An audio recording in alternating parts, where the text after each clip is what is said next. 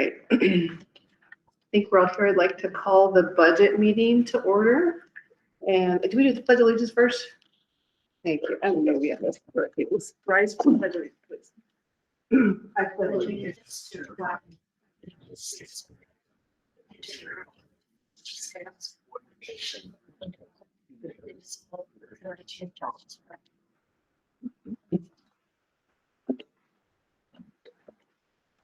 Thank you, budget committee members and board members. Have we had a chance to review the proposed budget? Oh, yeah, roll call. All right. Mike Womack, Here. Eddie Drew. Here. Right there. Oh, Braden Erickson, Here. TJ Leacox, Here. Ryan Dietrich, Here. Jan Songer. here.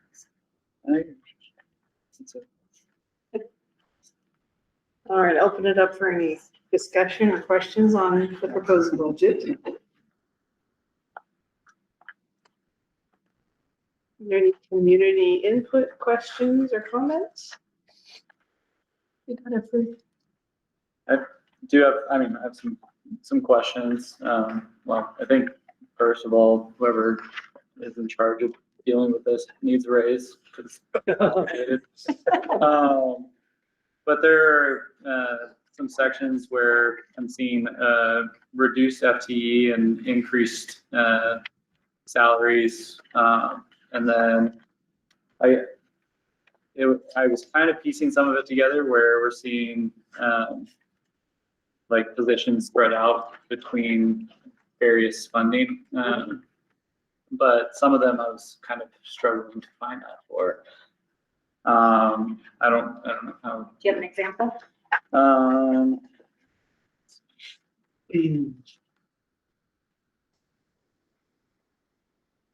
Well, even on what was it? Page 16,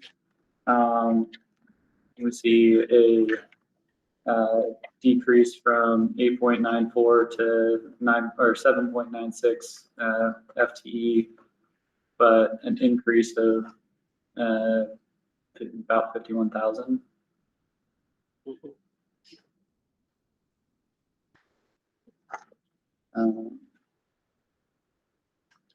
So that would be in the primary instruction. So that's going to be certified salaries. So without having the complete breakdown of everybody's salaries, I'm sure it's just going to be the increase, probably actual salaries that we have, that we had this year, then the increase that we're expecting next year. And then we did move some of the people around in their functions they're getting paid out of. And also ag, the ag program also, because we're gonna be adding an ag, taking, potentially pushing some more funding into the certified positions, which would be the ag program. Okay, so where does that program show up in the budget?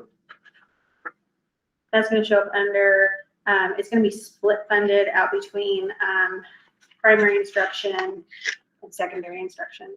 Okay.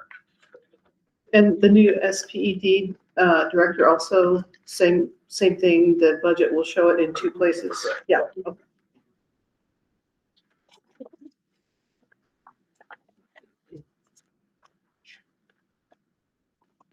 Then there was one as well for, you'll see under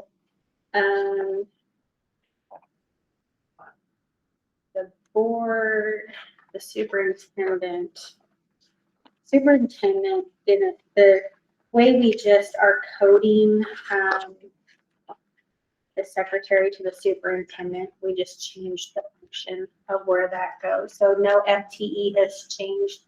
It's just that it had been showing up under the office of the principal, and we've decided to change that to where it's truly, that position is truly being utilized under the superintendent and the board. Okay, yeah, that was another one that I had. Yeah. But that answers that question. On page 18, under function 1122, the middle school co-curricular. There's the section 130 additional salaries. And that one I'm trying to figure out what it is, because there's an increase of, by my math, 223%, but there's no salary or FTE or salary for that. Right. So that is where we plug in. So this is middle school coaches and Okay. also part of our athletic director. And so there's no FTE associated with that. But it's just, it is all of our coaches and we put them in there at the maximum level that they could be, that we could encumber them at, Okay, so, that we would need to encumber them at. okay, got it. And if we do not have the coaches, we will not spend that. But that's- Yeah, okay. So with that, how does it go from 17, 18, 19 to 43? We just budgeted it at the highest. Oh. Those are just what was budgeted in actuals, so. So sorry. You're seeing actuals on those 17, 18, Right. where the Right. other budgeted item. So the 2024, 2025 budget, that is the approved budget, not the actuals. Correct. Okay, so what's the increase for the proposed budget being 43,000 as opposed to last year's proposed of 19,250? As I'm writing my position better, just trying to budget at the highest. Okay, that we so, can okay, cover. okay. Yeah, so like the middle school, we have middle school, wrestling now, middle school. Let's go to high school. So, yeah, just all of the middle school that we can budget for. And again, Okay. part of that is the athletic director as well. That makes sense. Mhm.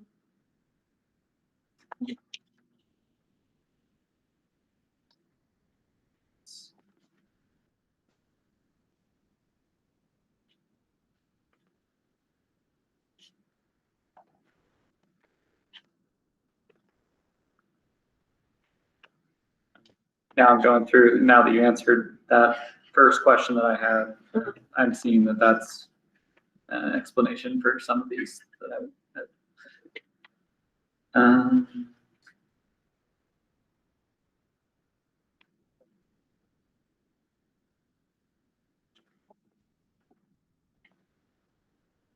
That would put the majority of that at the 80, What is that? the majority that goes towards the 80.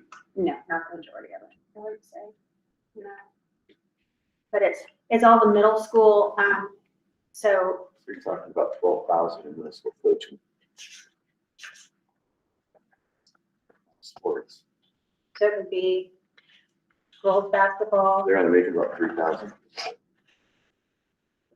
You've got basketball, you've got volleyball, you've got cross country, you've got track, you've got wrestling, am I missing something? football. And football, all 6 of those. And budget. Because middle school track has to. Mhm.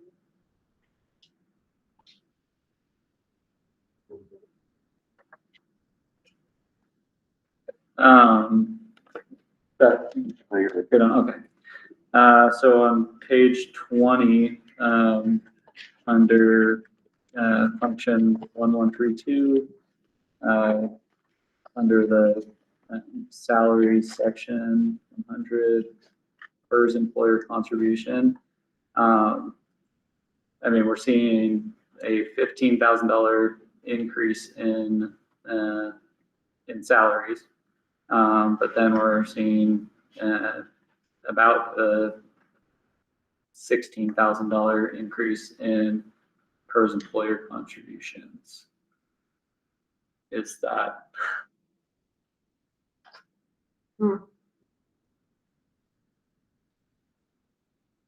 I also just have that additional salaries for high school, but that, you know, the previous answers that question, but.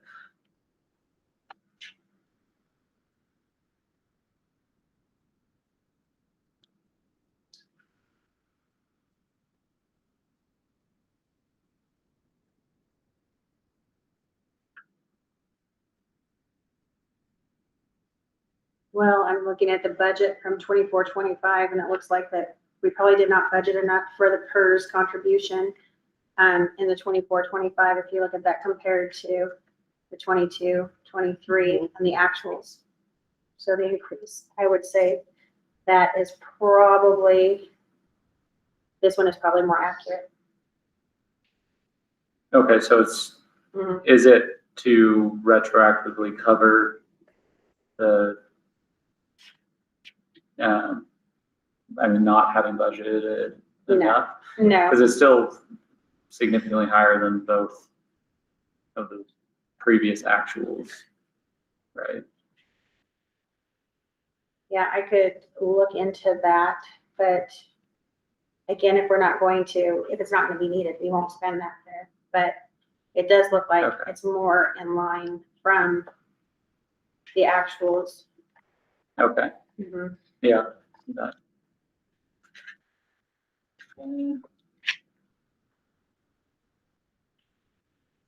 And then where we're seeing, like on the same page and, pre-kindergarten program, where we're seeing, there's several sections where we see a salary with, no PERS.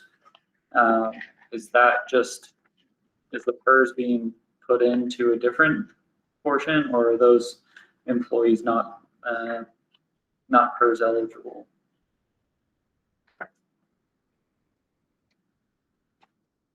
Uh,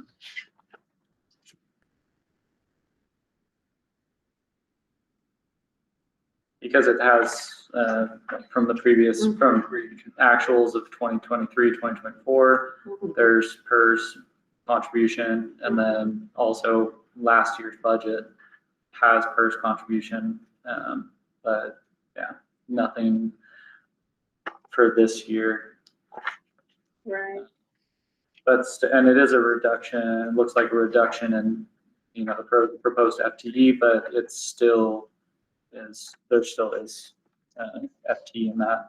And that was one that I was trying to figure out where if that FTE moved to a different funding category, or if that position moved to alternate funding category, then where is that located, and does it?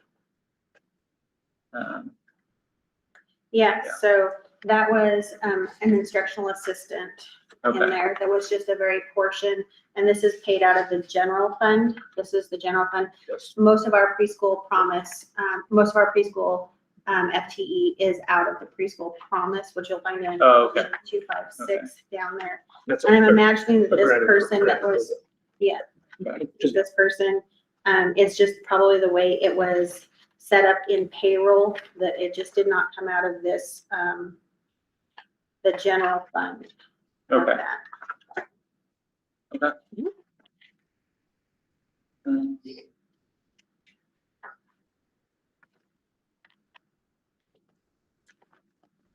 Oh,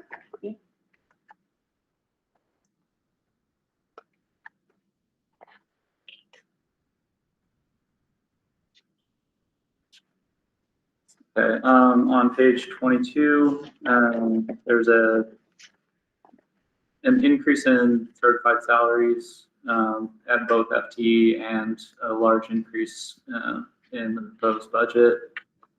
That's around 66,000. Is what, I guess, yeah, what position is, being added? That's gonna be Is the that- special education director. Okay. Mhm.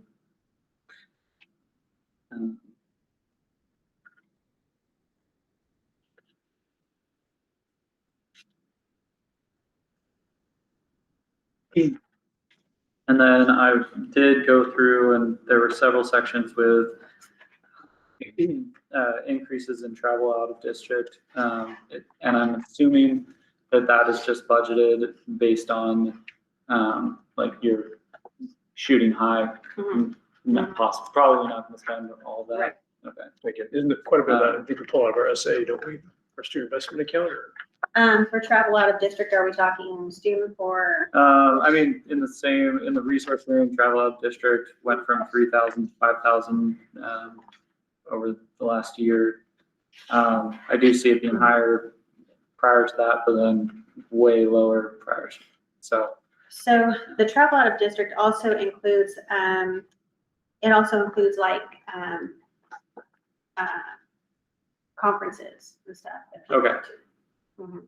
yeah, I figured that. Mhm. I was just, with a lot of those sections, I was trying to figure out, why the increase or why there was an increase, Mhm. and then not having last year's actuals, it's kind of hard, it was hard to, Right. or I guess this year's actuals. It's hard to kind of, And that's a good point. This is how we do the budget. So we have the budget worksheet that has, all these columns you see here, and then it also has what year-to-date we've spent. So Okay. Corey and I go through it and we kind of go back and forth, like, should we increase this, leave it the same, best guess, what's coming up, and just kind of make a plan from that based on all of that information. But this budget document does not show that column Yeah. of year-to-date so far. okay. Mhm. Yeah, I mean, and Mhm. I'm used to working with budgets where you have to spend it, and so Oh, in there, then we have to use it. So a lot of that is, or a lot of my questions are kind of based in that. Yeah. So,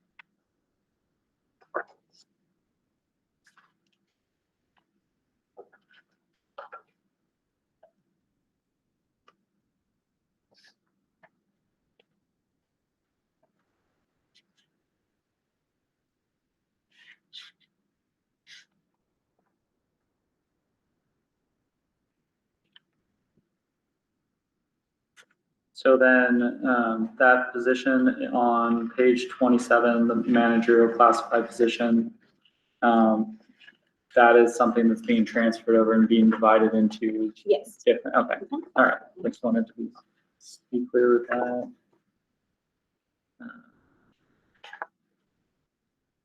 Yeah, I don't know how and when, through count code changes, that position got moved over to office of the principal. It doesn't, in our district, we just wanted to have it truly reflected of where it's at. Okay, So that's why we moved it to the superintendent and financial board as well.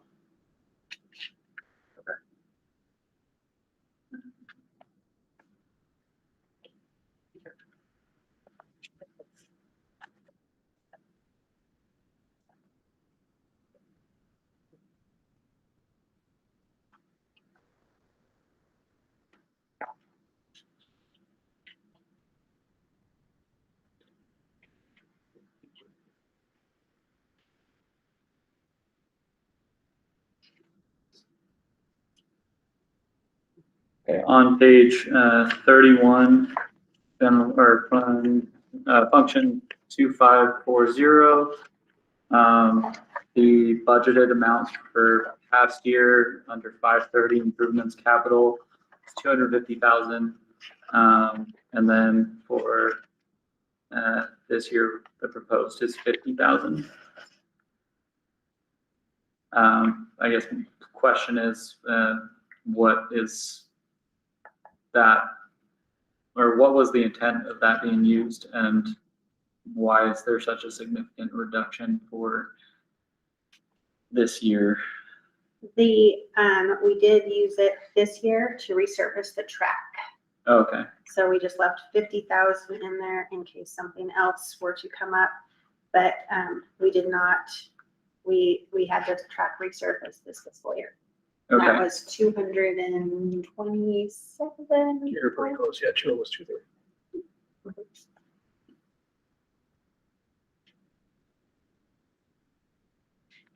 So is that, I mean, so you have 50,000 budgeted, is that for possible, like, I guess, what is that going to be used for?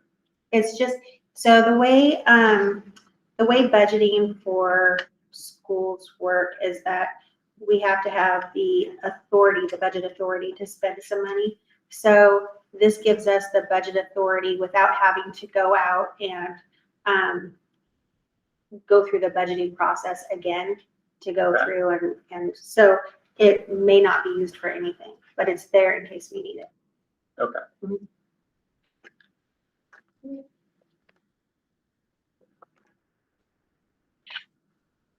We don't have any major plans, capital improvements. Well, I put that in partially because of the stadium. That's one thing I want to make sure we take a look at that stadium and make sure it's ADA compliant. That's- Football, yeah. I think that's one area. I know we've talked about the door into the gymnasium, but that would cost way more than $50,000. And we also have that in the capital improvement fund. Correct.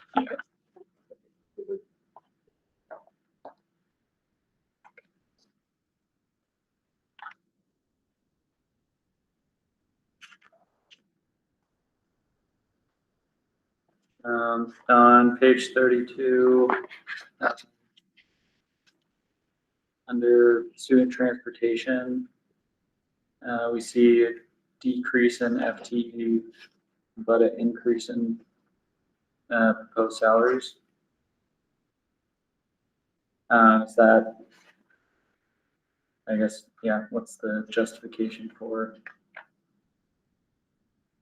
So we do have a decrease planned in transportation. The transportation person is potentially going to be moving to a Possibly, different yeah. position, Possibly. different position. And increased because there's talk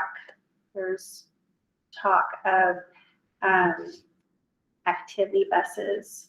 And so, and also there may be another need for transportation of student. Traveling, consortium Yeah. travel to another school district. Okay. So that gives us the leeway in there to do that.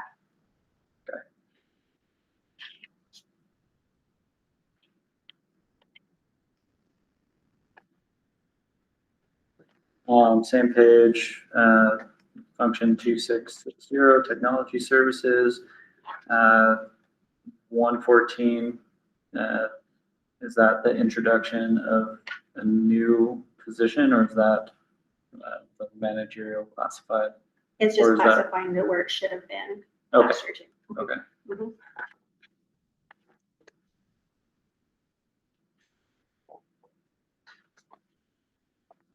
Next page, under 390, other professional and tech, see a reduction of $100,000 from last year's budget to this year's. We had contracted with Northwest Regional ESD to have a tech person out here twice a week.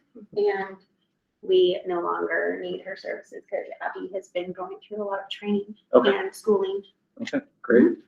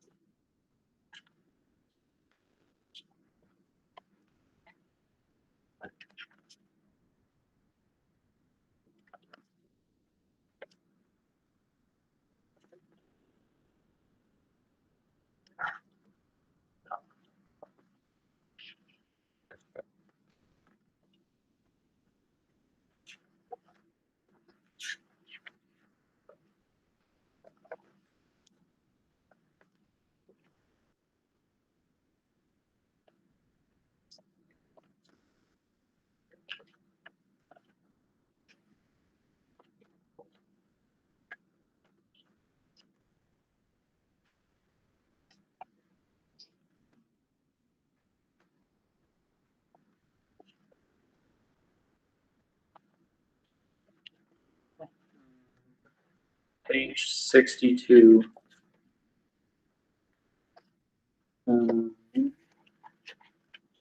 right, so there is, under function 1410, summer school programs elementary, as well as 1430, summer school programs high school.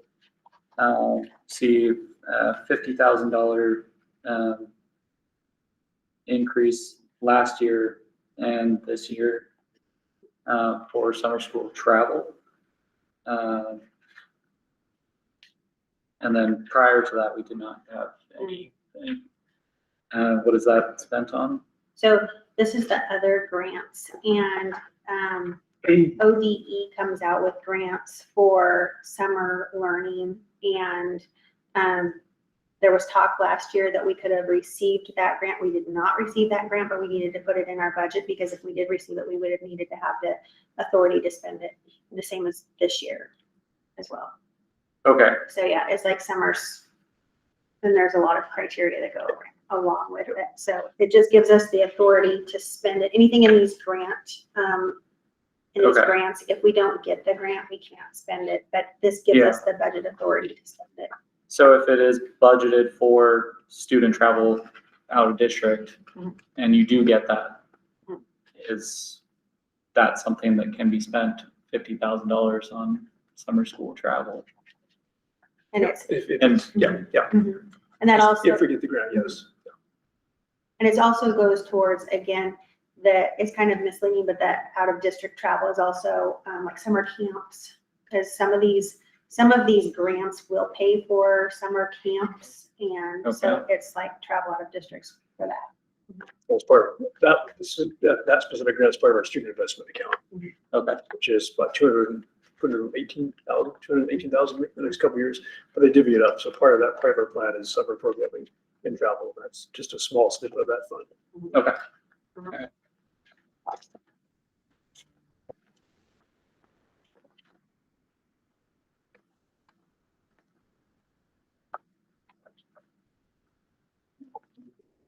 Preschool promise.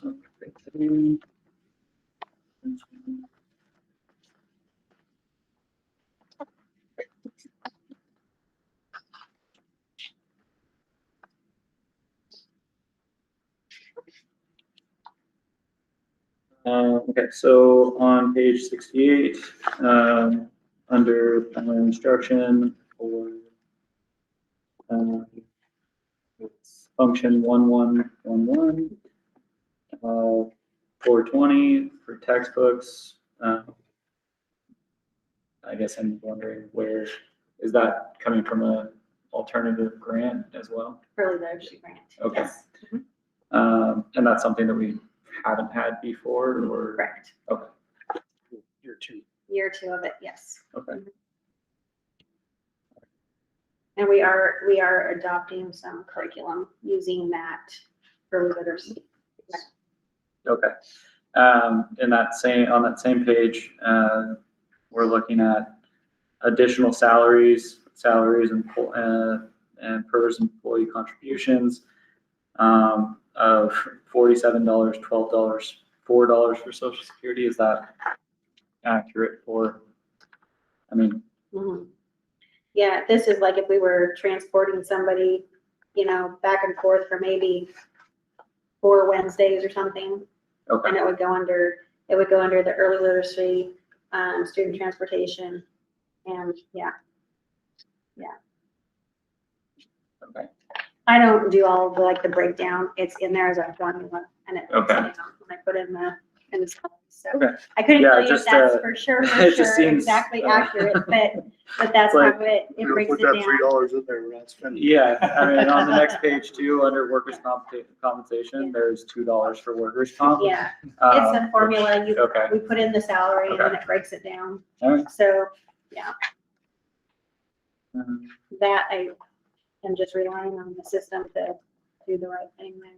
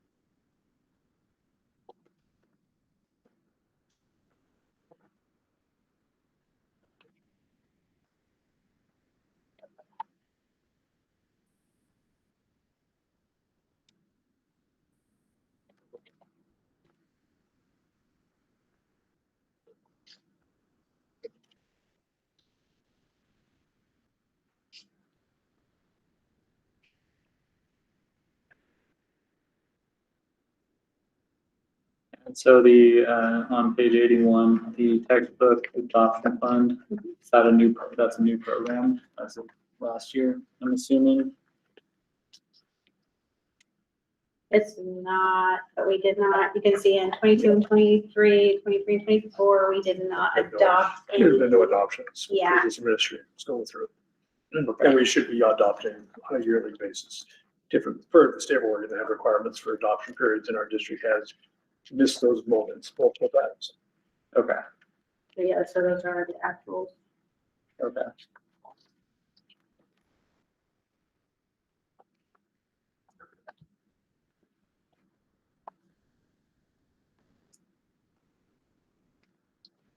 Page 82 and 83.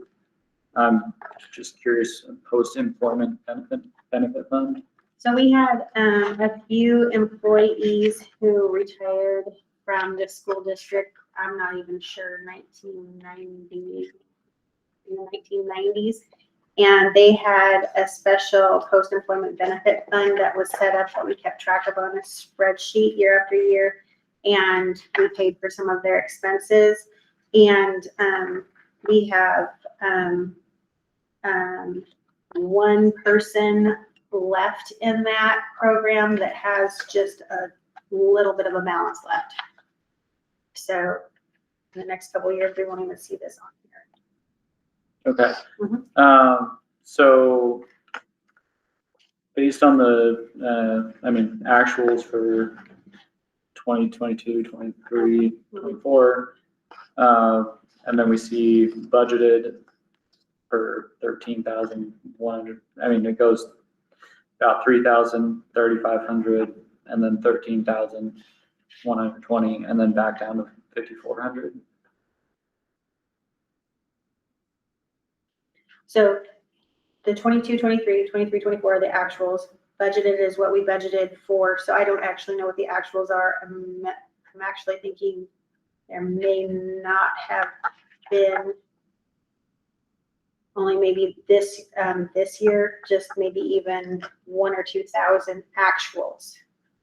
So we budgeted that much, but each year they kind of age out.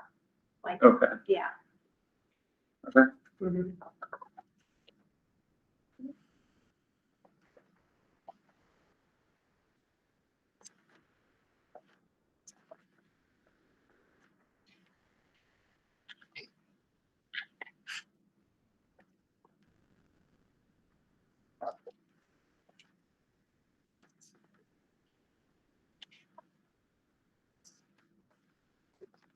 On page 87, under food service, seeing an increase in salaries, but a decrease in associated payroll costs.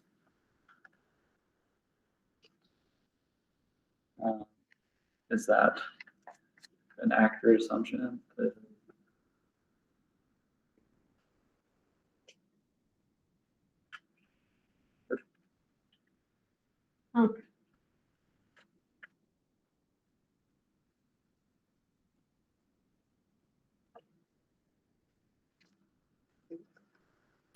I'm trying to think it may be So, actually. under salaries, 100 if you look at proposed budget, and then associated payroll costs, 200. Oh. Yeah.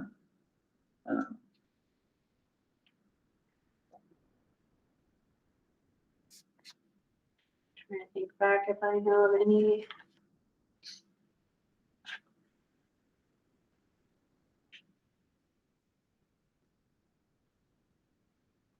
I do not know. That would be, again, like I said, I put in the salaries and then it formulates that all out. So based on what, based on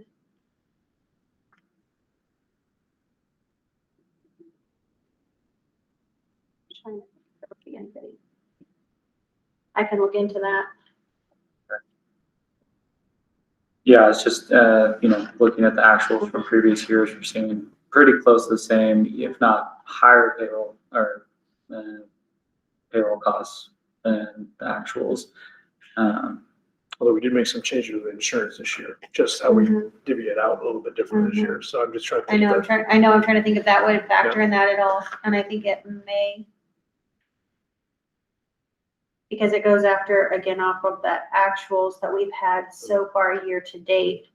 So, and calculates that out. So.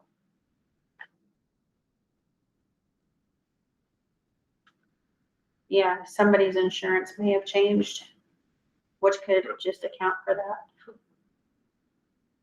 Mhm.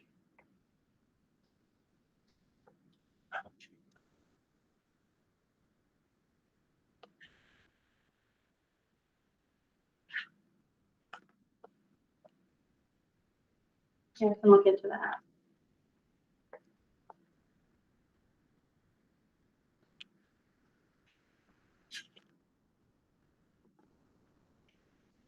And then,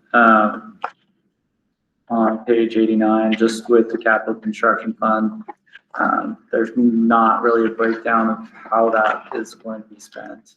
It's kind of just, there's category for improvements, and that's it. So, yeah, I guess, can we get a breakdown of how that's going to be budgeted? Well, I know it's in the proposal. I mean, one of the things that we're talking about was potentially the gym roof and seismic upgrades also. And we're going to be applying for a grant. So third time applying for that grant. So I'm not even sure if we're going to use those funds. I know that, but it would come from that aspect. It would also come potentially from the gymnasium door. I know that was another discussion. Water and situation. We've been running out of water consistently in the summer months going into the fall. And then, as you mentioned prior, the ADA compliant for the stadium. Those would be the Okay. 4 items. So, wait, so there is a breakdown of what will cost what, or No, you're we just we throwing have, a number out there? we're putting a number in there in preparation in case we have to go that route. We don't have, I mean, I don't have a number specific to the gymnasium at all. Okay. If we get a grant, we'll touch that. But with the current fiscal situation as well, unless we're in a dire need, I want to continue to hold off on that for another year. But I'm having it in there in case we have some sort of Yeah. issue where we have to So, jump. so where does that number come from then, is what I'm kind of trying to get at. I know we pulled that in from last year also, because that was the same thing that we budgeted for the, I believe for the roof, we had put in 2 point something million, and I know the door over there was gonna cost us, what, 150,000 or so?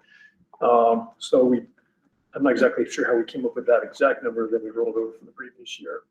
I don't recall how we got that from last year. Okay. But my thought process was 2.5 for the gym roof and seismic, and then putting in 100 and whatever it was, 1,000, maybe that's the rest where that comes from, for the gym door. Is that a 2.5? That's an estimate that was previously given? Okay.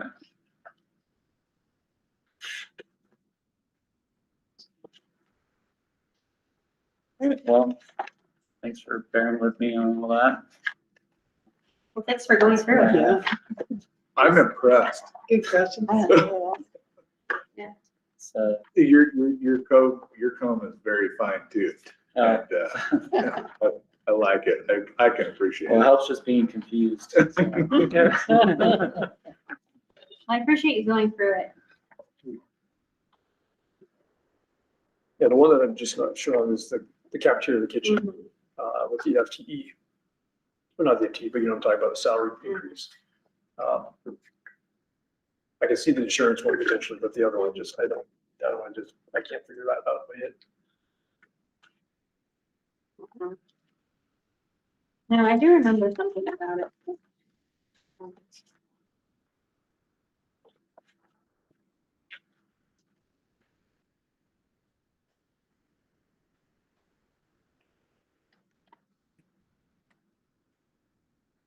You know, and part of it is thinking also because we're in the middle of contract negotiations. Yeah. If there's something in there that was potentially offered Mhm, that we're mhm, putting in just in case. mhm.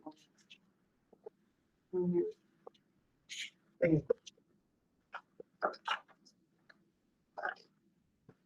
One thing that I think would be helpful in in the future is having, the proposed budget for the previous years when we actually do have the actuals. Well,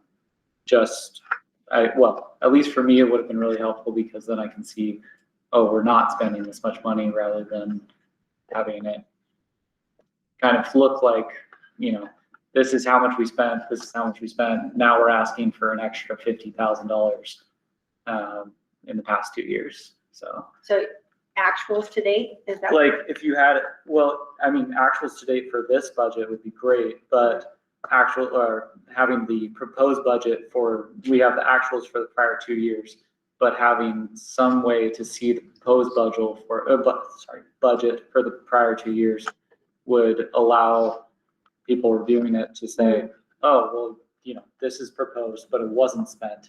So it kind of takes away the need to ask half of the questions that I just asked, because I can say, well, they're being wise with this money. They're not just like, we have this, we're going to spend it, which is usually how a lot of businesses run. So, yeah.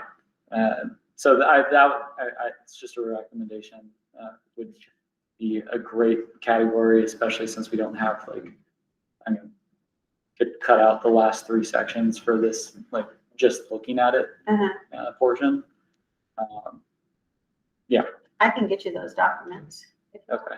I mean, yeah, you've answered the questions that I've had, but I think that for, if you have someone else that's new, like I am coming into this, that would take away those questions because you could just answer them yourself. It's just a recommendation. It would have made my review a lot quicker. But no, it's fine, and thank you for answering those questions. I feel a lot better than I did coming into this. Yeah.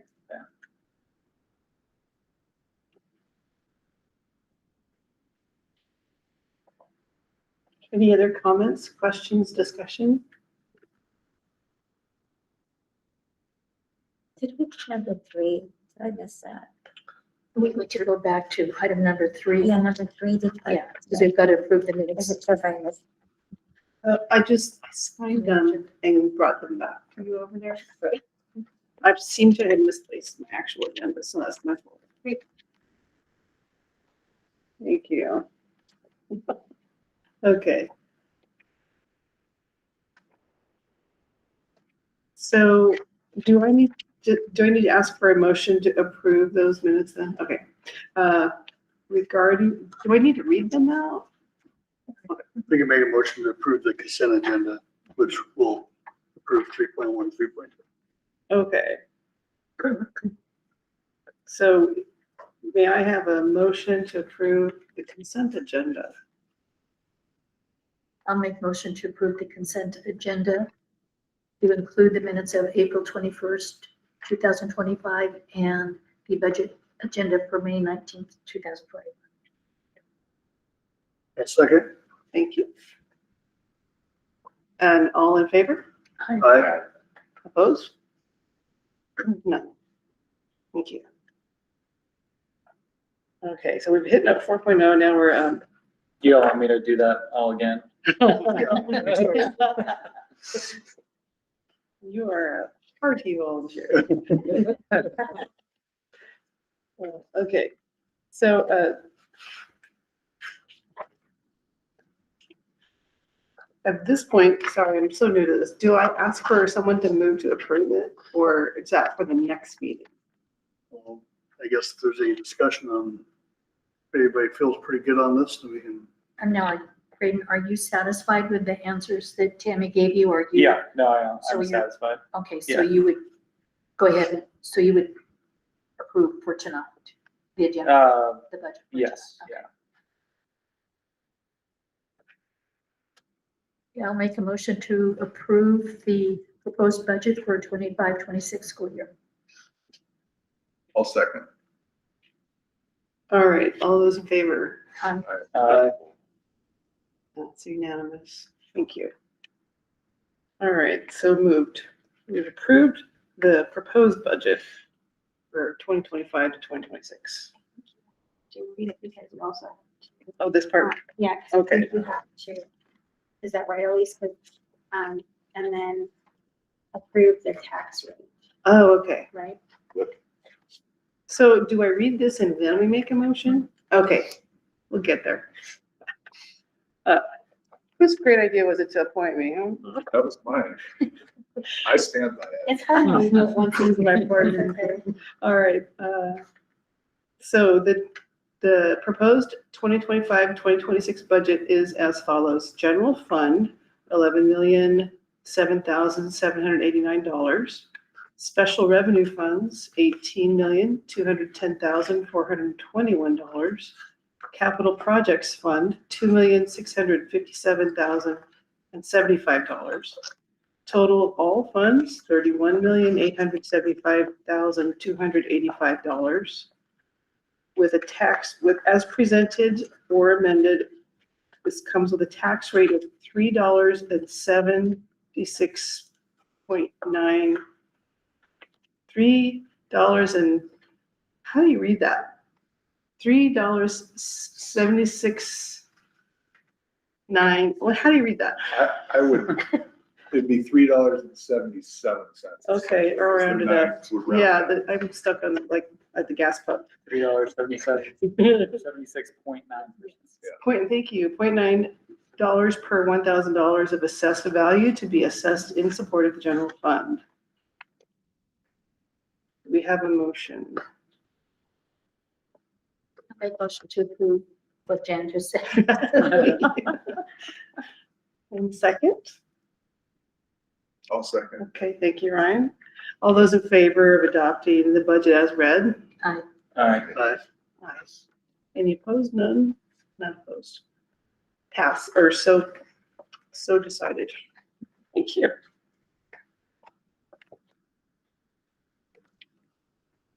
Okay, at this point, are there any audience clarifications? No? Thank you. All right, I would like a motion to adjourn the budget meeting. All right, second? Thank you. All in favor? Aye. Any opposed? All right, also carried. Thank you.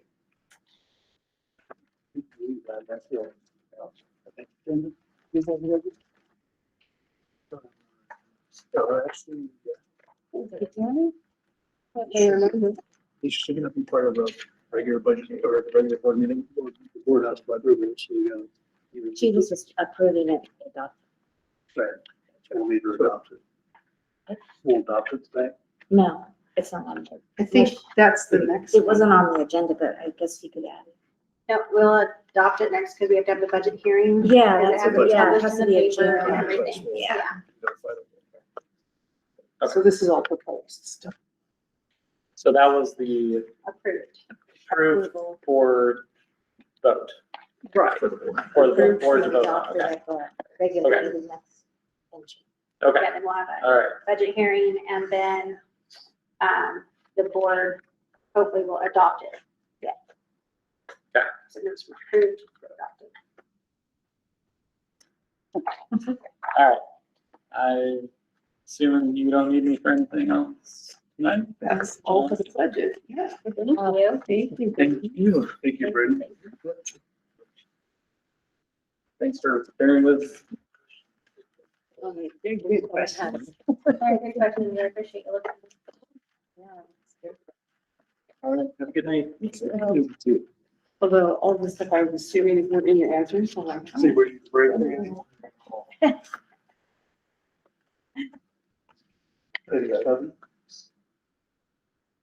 Good?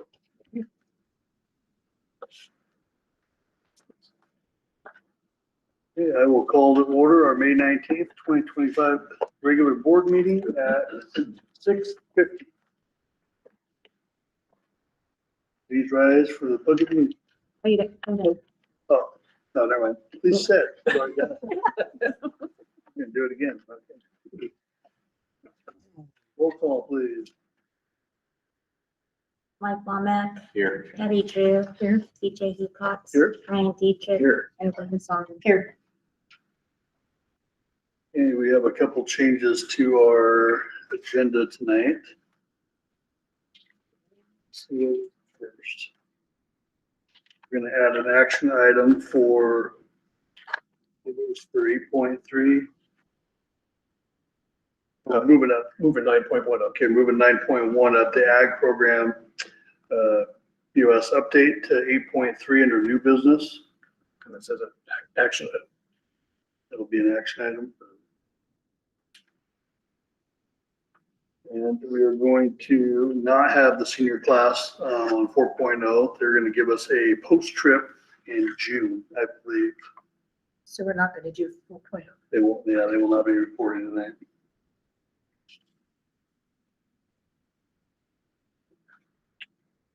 Any other changes?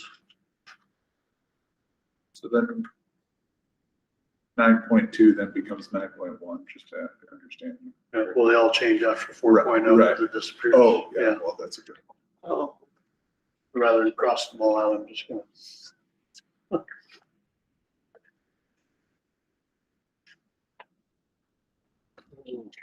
So if everyone's good with that, I'll take a motion to approve the consent agenda. I make the Those motion to changes. approve the consent agenda as changed. We're not having 4.0. We have a second, I'll second. all in favor? Aye. Thank you. Public comment, I do have one signed up for public comment. Can you just come up, Terry, or turn that mic on there? Hi, my name's Terry Ruiz. I don't know all of you. But I am a community member at Jewel. I have a statement to read. I've been a community member here in Jewel since 2015. My husband Joe accepted a teaching position at Jewel School when we were living in Arizona and lived here with our 3 children. Originally, when he had accepted the position, we'd heard that there could be some housing available, but when we inquired about it, the housing was full, and instead we were referred to a local person who had told me would rent to us. Unfortunately, we came up here sight unseen, and when we pulled up to the rental, there was no running water, no working refrigerator, and holes in the ceiling that allowed you to see the sky.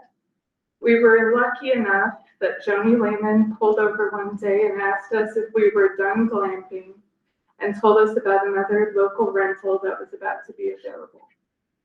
We were able to move within about a month, and even though it was never really up to legal standards for a rental in Oregon, we made it work. A couple years ago, the situation became unlivable because of a black mold issue.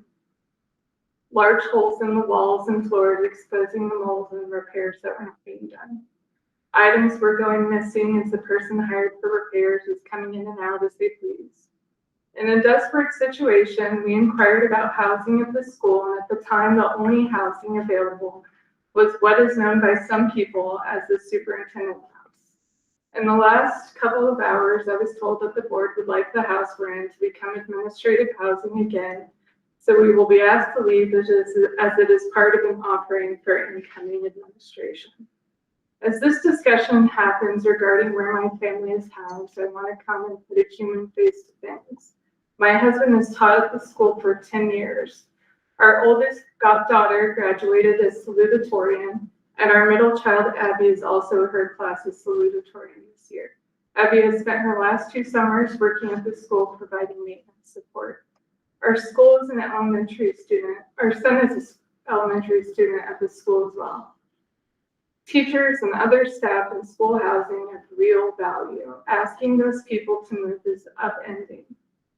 Personally, I was diagnosed with cancer in November and have been out of work and receiving treatment for several months. I was really hoping to officially be in remission and back to work before any more upending events were to occur. We have a daughter focusing on our senior trip and starting college classes, not thinking about having to move. I know the school doesn't have property management, and that conversation is ongoing. In a lot of ways, this housing situation has been very casual, and I would not have expected the school to tell us we have to move in a short period of time. The school has housing for staff due to no lack of available housing in the area, but we're being given the task now to find housing for our family for what? I emphasize again how upending it is to tell someone to move when there is no housing available that would adequately house our family. We are a family who has been a stable part of this community despite incredibly unstable times here in the district. Having to think about where our family fits next is a real stress and makes me feel like the human element that is the school community is forgotten. I came here to speak about this because I know this is a conversation between the superintendent and the board members, and I felt a duty to speak for my family and to show you who you're actually asking to leave their home. Thank you for listening. Thank you.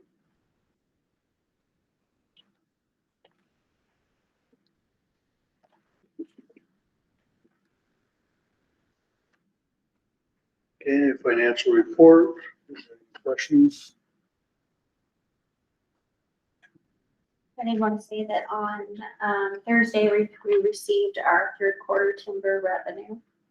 It came in at roughly $1.1 million. The county did make an error in depositing our county school timber. So we're next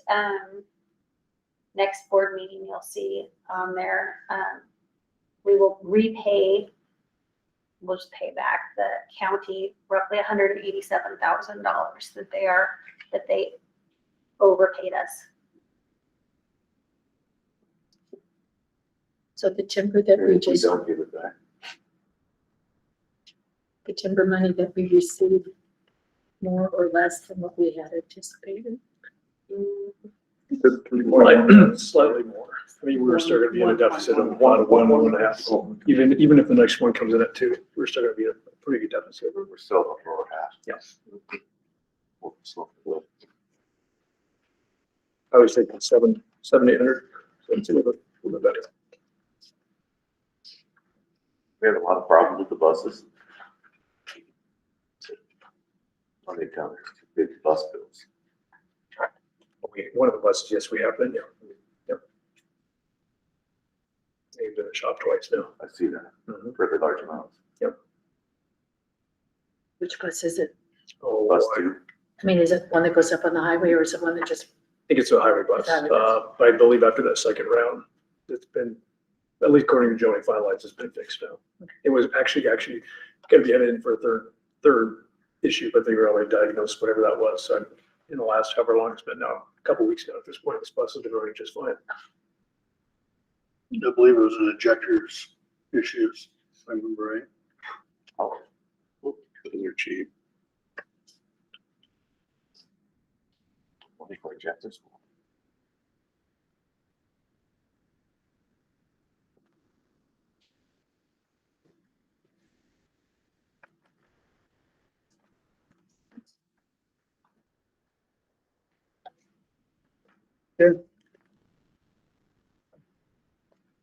Bringing us to principal report. Okay, so with our state testing, we have 5 tests that we give to, well, it just depends on what the test is. We have 5 different assessments, and we have 175 assessments because if you have like a 7th grader will take math, science, or no, math and English language, but there end up being 175 tests that we have to assess. And we're down to 13 kids have started the test, but haven't finished it. So we roughly have 7% of our kids that have started the test, haven't finished it, but they will finish the test. So that's a long way to say we're wrapping up our state assessment. As far as our Swiss data, we have for last month, it was the lowest number of referrals for the entire year. We had 26 referrals for the entire month.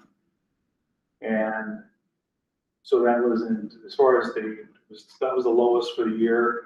It was also the lowest per day. It was like 1.24 referrals per day. That was coming down. So teachers have been doing a really good job of keeping track of things, and that goes with our tardies. That's what we've seen a big reduction. We went from last year, when I actually did the, ran the numbers, I think it was a couple of weeks ago, well, maybe it was last week. The year before, at that point, we had 91 tardies. At that point this year, we had 55.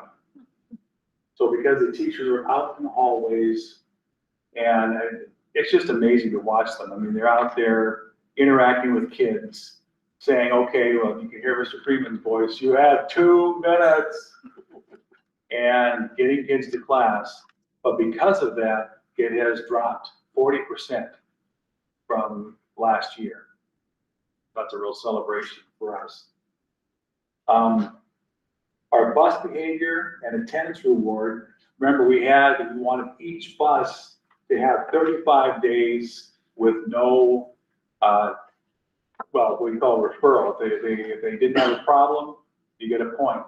At this point, as of today, we had 3 of our bus runs that met the 35-point goal. And the bus that is fell behind a little bit, they need 6 more points. I think there are 9 days, Corey told me, I think there's 9 days left. So we're hoping they make it. And there's no guarantee, but we're hoping that they make that goal. And then as well as that, we've been keeping track of attendance, and students need to have 80% attendance, and that's everything except for approved absences. And so at this time, I think we had maybe 6 kids that haven't met that goal. So we're moving ahead with those 2 systems, and the MTSS team set those goals, and so we're meeting for the most part those goals, and so it's been good to see. Is that the flu bus? I'm not at liberty to say which bus it is, but With my complaint that the students give me, that's more than twice the students on that one bus, and it's not a fair ratio because they're overcrowded. it's true. It's true. Just speak for the kids. I shouldn't have made a joke. Yes, it's the blue bus. But I think they're gonna make it. That was his only complaint, it wasn't a fair ratio because there's twice as many and they're overcrowded on that one bus. Absolutely. So questions? I'd ask for comments, but I already got one. I'm just gonna say, good job. I mean, this is fantastic with the information that we've got coming out. Yeah. It's great. Your staff is working with it. And it's working together. If you got to sit in on meetings that I've sat in on Wednesdays and listen to the teachers talk about what they're doing, how they are coming together and saying, okay, so-and-so is struggling. Let's try to find out. It isn't to catch them, it's to help them. And it's a great thing to see. And the program that's being set up for next year, which you'll hear more about, is to really hone in and have teachers be responsible for students. Not that they aren't now, but I mean, okay, I have my 10 kids and I'm going to check in with them. And so that program will be coming out with more detail. But yeah, Jewel is a special place, and this is it's exciting. It really is. There's 6 days left, the other. Yeah. I'll pass that. 6 days you can do. Thank you. 7.0 old business, we have sex education curriculum adoption. I know our counselor, Ms. Natalie's been here for a number of these years, so, and I've had this book up here for a while. And I know a number of board members have had access online. I don't know if everybody has looked down there, but I know through the last couple of months here, we've talked about them. And then she's had a few families come in, not a lot, but a few families come in and take a look at it. I just didn't know if you want to have more discussion at all about it at this point, but I have nowhere else to go other than follow board policy, which says the board shall approve the plan of instruction, not the cost, but the plan of instruction. I just want to make sure there's a clarity, because I know when we did the second step program earlier this year, I think we were talking about money and how to finance that. That was already approved for the budget. It's just the overall curriculum instruction that's going to come forward. And so that's why I'm asking you today. We're just waiting for that approval from the board so we can move forward with this. What kind of negative feedback have you gotten from the curriculum? I haven't gotten any negative feedback about it. That's good. And if anything, this here encompasses the whole shebang of everything.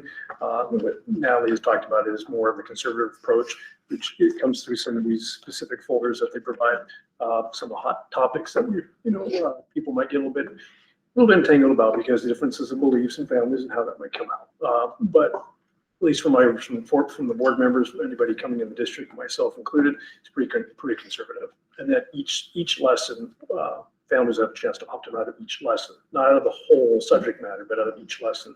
So therefore they can still come in and take a look at it even before it's even taught. Take a look at it. I do know that this was briefly talked about with the board back during Principal Tyser's time. When this started to kind of roll out a little bit. The district has had versions of this years ago. I'm going to say probably back 4 or 5 years ago prior, but it needs to be updated. And this is a well-known system that goes through most of our North Coast schools here. I haven't heard any direct concerns at all. Because what I've seen and read through, I'm pretty comfortable with it. And if a family wants to opt out of a certain, that's their right. They can do that very easily. So I don't see any reason not to go ahead and adopt it. I mean, and it's a working document. If it's something that comes up and goes, oh my God, that's not what we wanted at all, we can change it. The board policy also expresses every 2 years to be reviewed and updated by NLA in accordance with new scientific information and effective educational strategies. So that needs to be happening every other year. That we just review what we have, and if there's updates, present that to the board. I agree. I mean, the lesson plans are very, there's not a lot of deviation in there, so it's going to be pretty. And I think I'm good with the parents being able to opt out. I think they don't want it. And the few that we've had down here, and maybe correct me if I'm wrong, but they came down with a different idea, kind of reviewed it and left. That's pretty good, right?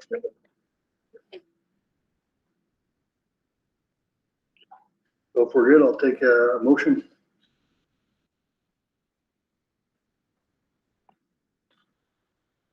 Not all at once. I'll move to approve the curriculum as presented. I took a lot of time to look through it online, and I was pleased at how safe it is. It's low key. It's just the basics, and the fact that it's so flexible for folks to pick and choose what part they want to have their children exposed to. I think it's a very very livable solution that meets the state criteria, and so I think it's a good choice. Do we have a second? All in favor? Aye. Okay. If Jansen. Student-based health center update. Corey. I don't have a whole lot because I think in discussions with the school-based health organization over here, Sherry Ford in specific. So I did express the information from the board from the last session, which was basically, and correct me if I'm wrong, safety as number one, about access to this center during school hours, specifically if we have students here in the district. Then also policies and around what they can offer to our community. So we're just scheduling a time for that right now. The only thing that we've had just brief conversations about is instead of having it open, just the proposal to have it scheduled out so people have to make calls in from the district, from the community, and schedule something else. So it's not a walk-in clinic at all. That it would just be, they would know who would be coming in at what time, and they would have their own checkout procedure and those kind of things. But we haven't talked to it in depth beyond that aspect right now. I just want to give you a heads up that we're going to be meeting here in about a week or two to discuss that a little bit further. And I'm not pushing this at all. It's just a matter of whether we want to do this now or not. But I want to make sure we have the information if this is something we want to do, and also can they handle the capacity, what that looks like. But in the same thing, I think you mentioned that, Ryan, about making sure if it's opened up with our kids here, we know exactly who's coming in. And so for me, it's, in my mind at least, making a phone call to the center and setting up a schedule. We know exactly what's coming in. But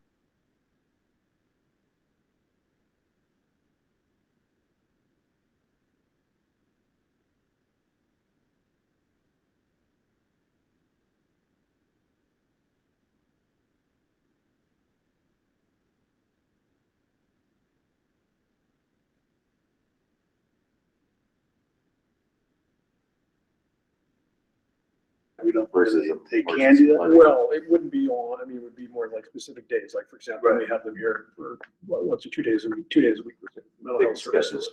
Yeah, we could schedule something during that time. For me, it'd be also if we have patients in there and we have students coming in, I mean, what would that look like? So if we have somebody from the outside, we have students that unannounced, or, you know, how that could happen, walking to the clinic, is that something we want or not want? Or is there a system that we could put into place for that? I think that we could work something out to where Yep. if there is a community member, there maybe the student needs to wait just maybe 5 minutes or so before they come in and get the community member in and out. Yeah, or we'll sign on the door or something. They can lock the door and just say, we'll be back in 5 minutes or something. Go to the office, I think we could work it go out. to the office, Sure. nursing station. I mean, I'd like to see us, a resource officer involved. You know what I mean? If we're, you know, opening it up to anyone while there's students on site, right? I'd like to see, in my perfect world, I know that's a tall order, but just to see a resource officer on site, you know, some sort of partnership or collaboration with the sheriff's office or something like that, right? It's just too much. It's just too much to, Well, I think that could be worked out too, you know. right? With, if the person's gonna call in and make an appointment, call up the sheriff. Okay, we have someone that needs to come in. What is your schedule so that we can schedule everything? I think it could work. Yeah. Or, It's you know, not gonna be just jotting on the spot, but I Right. think it's a doable situation. Yeah. To where we could work something out like that. And I'm not opposed to having a resource person. Right. I'd love to have one Yeah. full time. I mean, exactly, right. Sure, could love you to pay for it too. I just don't know how much use we get from the community. I have We no don't know. idea, But I mean, maybe nobody will call. I don't know. I would have called last week. Yeah. Can somebody do stitches there? I would have called last week.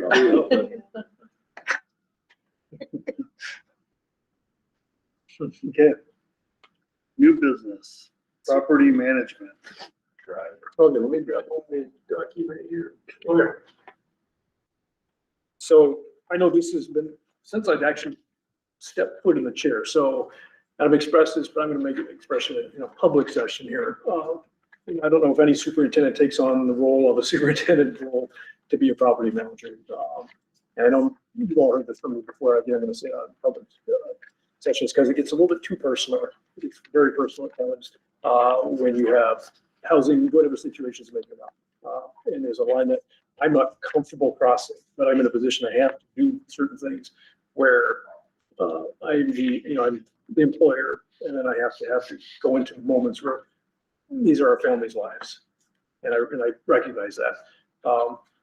And I know I've had a conversation with some of you guys about the possibility of bringing in a property management system to come in here and take over that responsibility for the district. So it keeps superintendent out of that relationship for the district. I think it could be some troublesome moments in those things here.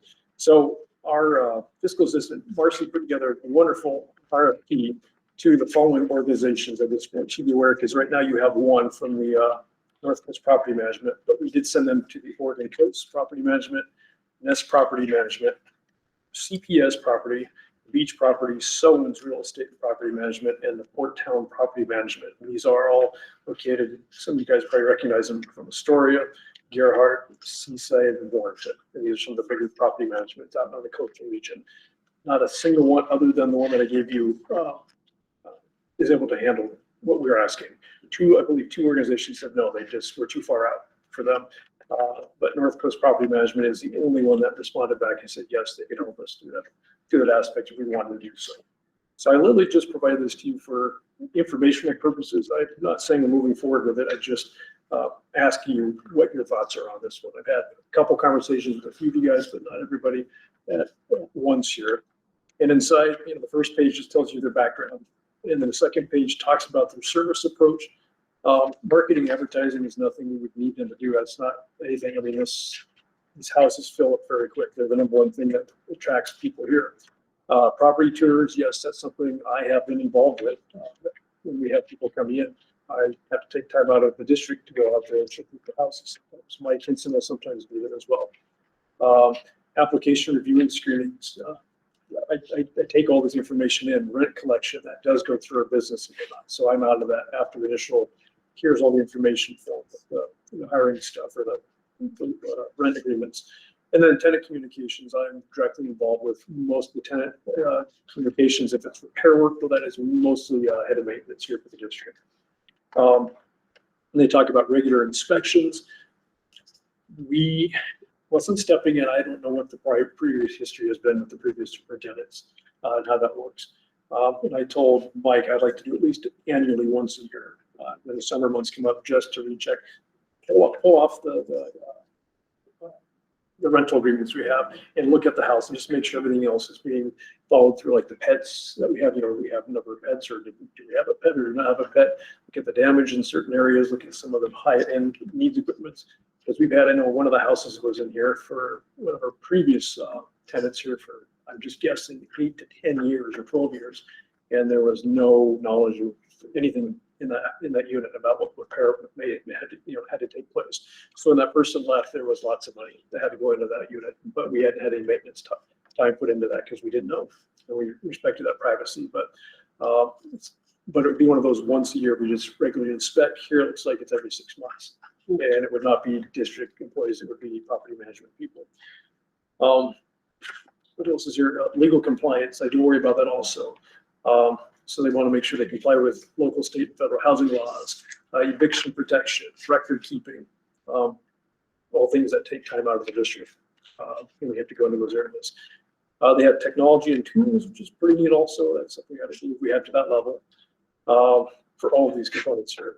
And then the pricing structure, they do have a one-time setup fee of $500 to set up an account with them, with this organization, 10% of the monthly rental income from each of the 9 properties. And then a one-time leasing fee, that's 50% of the money charged upon each new tenant. So I think that's about $2,700 for all the houses. And that's a one-time, It's a one-time lease. One-time fee, is that per unit? It is per unit, yeah. So that's like the fourplex 4 times? Or is That's that right. one? That's how I read it for every charge upon 4, each new 5, 6, 7, 8, 9. each new tenant placement. Yeah. That's 500 times 9. One-time leasing fee of 50% of the monthly rate. So their rates are what, 600 roughly?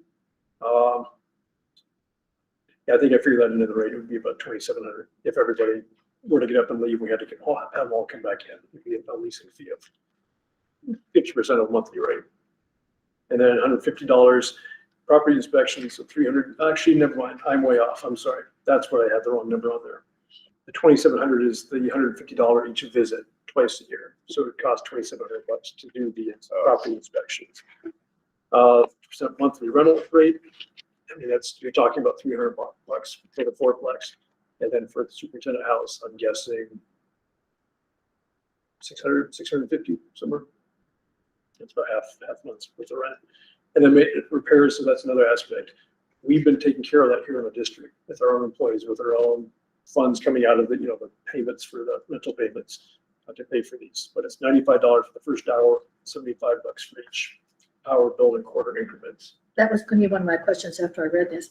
So do they come in and make the repairs, or do they tell us what needs to be done and Mike would go up and make repairs, or how does this repairs work? And that's also my question, because my understanding in my mind would be, they would be able to tell us what the repairs are, and then our people go in and take care of it.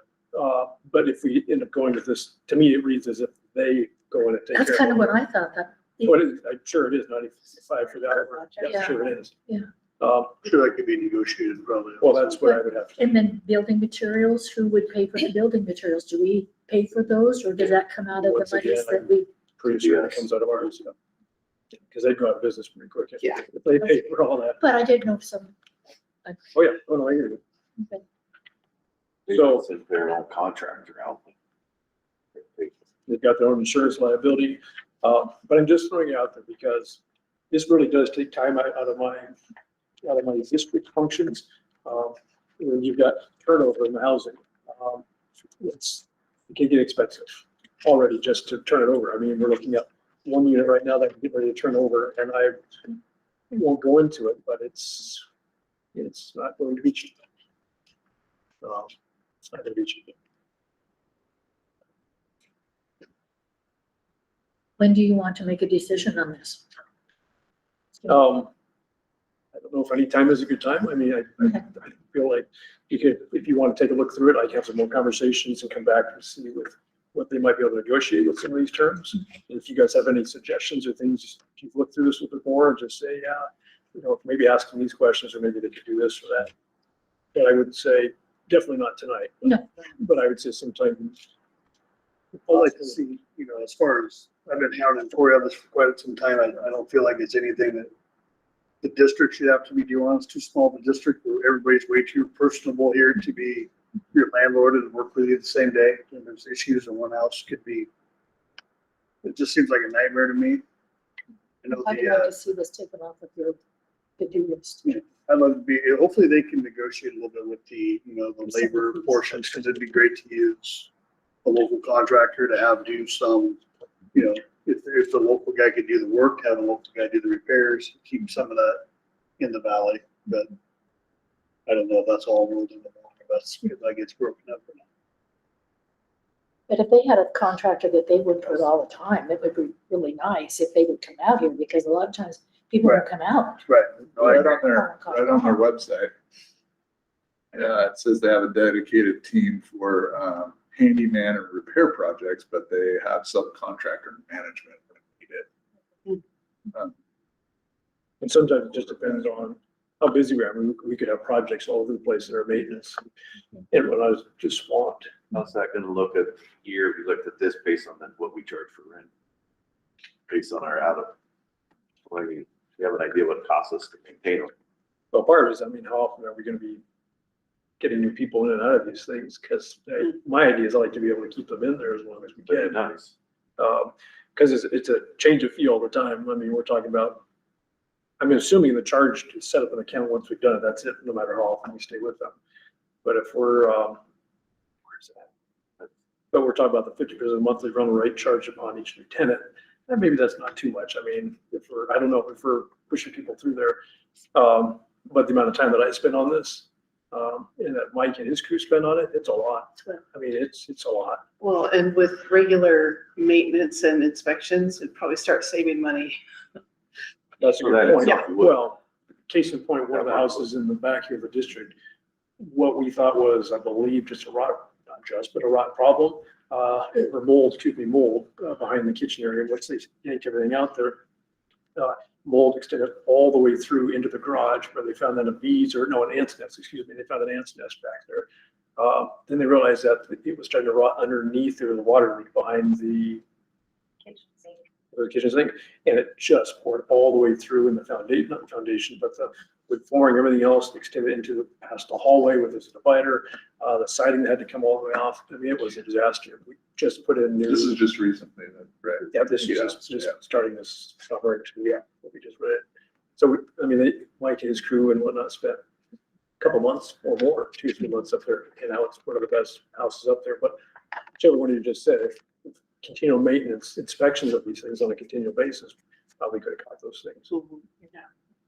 But again, I don't know what previous history has done here for those things, other than I know we had a house that nobody had entered for probably 8 to 10 years outside of the tenants. We didn't know what was going on. And again, invasion of privacy, I get that. I know the idea is not that, just look at the big ticket items, just get a good sense, see we can look around and see what we can see. And then appliances also, make sure everything's good to go. Yeah, make sure that they're still in good working order. You don't want to fire with the stove or something. And then pets, sometimes pets are the other one. We're probably being diligent by our pets and keeping things clean around the environment. And I have Do we allow pets right now? So is there deposits on pets? So we have a contract. correct. Yeah, it's in the contract. It talks, there's not a whole, but a little section about pets and the fees and whatnot. Well, I'm definitely interested in looking into this and tried to get something together. We didn't pull anybody outside of the coastal region, so I don't know if, I mean, the distance between there and over there in Hillsborough, I don't know. If you want me to reach out further, we as a district can reach out a little bit further, but Well, they're right in the middle. I mean, maybe there's It's not. usually higher coming in from the Portland side. Your class, music levels. it is telling to me that when you have, how many groups we reached out to I four, just know that when you're seven. and getting you have- someone out here, they want so much up front before they even drive to your house. That's not in here. So 75, 95 for the first hours, $100 to get it here. So that's a good question. But most of them is usually $150 just to get a plumber to show up. And then he starts his $90 to $100 an hour. Good point. I'm fine with the service. I mean, I'm not against that at all. Because I'm guessing in the past, we were hiring, we had either a contractor hired through the school anyway. So Mike was working with a contractor who was then paying the subs. Correct. To come out, which, you know, racks up pretty quick in a hurry. Well, we don't put a lot into the rentals, but when we do, we put probably everything we made back in. Oh, yeah, we do. We just have 2 roofs replaced and I'd like to get into, but CHCP, I put a hold on putting another roof on right now because the money has been dwindling because of all the needed repairs. So their rates are pretty low. It's not like we're making a lot of money on this. Okay. I'm not asking to raise the rates, I'm just saying they're pretty low. And that's something, Hopefully, as long as we're sustaining, right? That's the Well, biggest goal thing, is to- sustain, and that, not go backwards. and that's another thing I also thought about also in order to pay for this aspect of it. And I haven't gone through the tenant laws. Again, that's not what I went into this business for. So I don't know what it is. If it's 10%, I don't know what it is. I have to If you go only for that. increase 10%. But even then, you look at surrounding rates all across, and the unified rate is rent from $600 to $700, $750, whatever the 10% is going to be. It's still a steal. Oh, yeah. It's an absolute steal for rent. When was the last time the rents were raised out here? I have no idea since A I've been couple here. years ago, wasn't it, Luis? Mhm. Yeah, we just raised them a couple years But it ago. was. Wasn't nothing, but it was. So that's something else I've also thought about. How do we build something into this to help pay for that? I would hope our tenants and our community would appreciate by having service coming in every 6 months, inspecting and looking, make sure these units are at the best shape possible. It's worth the extra money. And for longevity of these units for our district. Sure. Do we track the units individually, cost wise, or as all? I don't think they come out that way. No, that would be. But if we were to hire a service, they probably. Well, yeah, they keep track. Because each one's a contract. You're $3,500 just getting in the door. I'm sure Mike must have like a file of all of the invoices and stuff that we don't. But they're all attached in Infinite Vision, so it would take some work, but we could figure out. Good. So I'll bring more information for the next meeting. I have a question about that. Would that also include the, like the groundskeeping around it? I don't know. I knew we've talked about that before. Doubtful. Or did it say? Yeah, I did not, no, I did not say. In our leases that we're supposed to do it ourselves. it is great. And I've been doing all of mine myself since I've been. It's like, because I think one of the issues about that is the fourplex, whose responsibility is around the fourplex. You've got 4 people there and who's gonna take care of the lawn or whatever. Good thing it's all gravelled up front. Yeah, it is. Police has got that part, they got the gravel portion. Take care of the gravel part, you just gotta mow the back. Everybody else got the back. 5 acres. Okay. Any more discussion on that? Scholarship committee recommendation. Okay, I apologize, there's a lot going on the last couple of weeks. So we had our scholarship meeting with the students. I know, Patty, I don't remember what day that was I last. don't remember. When was Thursday, last week? Wednesday, That's Thursday. all we were. And as I said before, I don't remember a time we've done these. I'm not saying the district hasn't done these before, but I've never been involved and I know the last 3 years. And I'm fairly certain prior to that, this was not going on. So So we had a board member, Patty, we had district certified staff member, Mark Freeman, myself, Tammy, and then Emily from the PTO president was present for this. We called each student in. So we had them sign up for interview time. So they all came in. We had 10 applicants out of the 11 seniors. And so it was great. We learned quite a bit actually about this, this aspect of how to do this, because as we walked through it, I remember talking with the rest of you guys there saying, boy, I think as a district, we learn more about the process and how we maybe should continue to do this, but build upon what we just did last week. And so the questions, I know I have them here. We asked a series of questions, maybe they're not they're somewhere here, but we asked them a series of questions. I'm going to pass these out to you guys. I know these are public documents on the these are the pathway options that we have for the district. And then where do we need one more? There's two more. That's yeah. I'll just look at this and I'll give this to you when I'm done. We're good. Because I know one board member had asked me, it's in our website and a number of our documents here, but the high school diploma options pathways, you can see the standard diploma, the honors, the CT trade / workforce, and the backside is modified extended alternative certificate. And for the scholarships, all but 2 were going for the standard diploma. And so you can see how that's broken down per credits, 24 credits.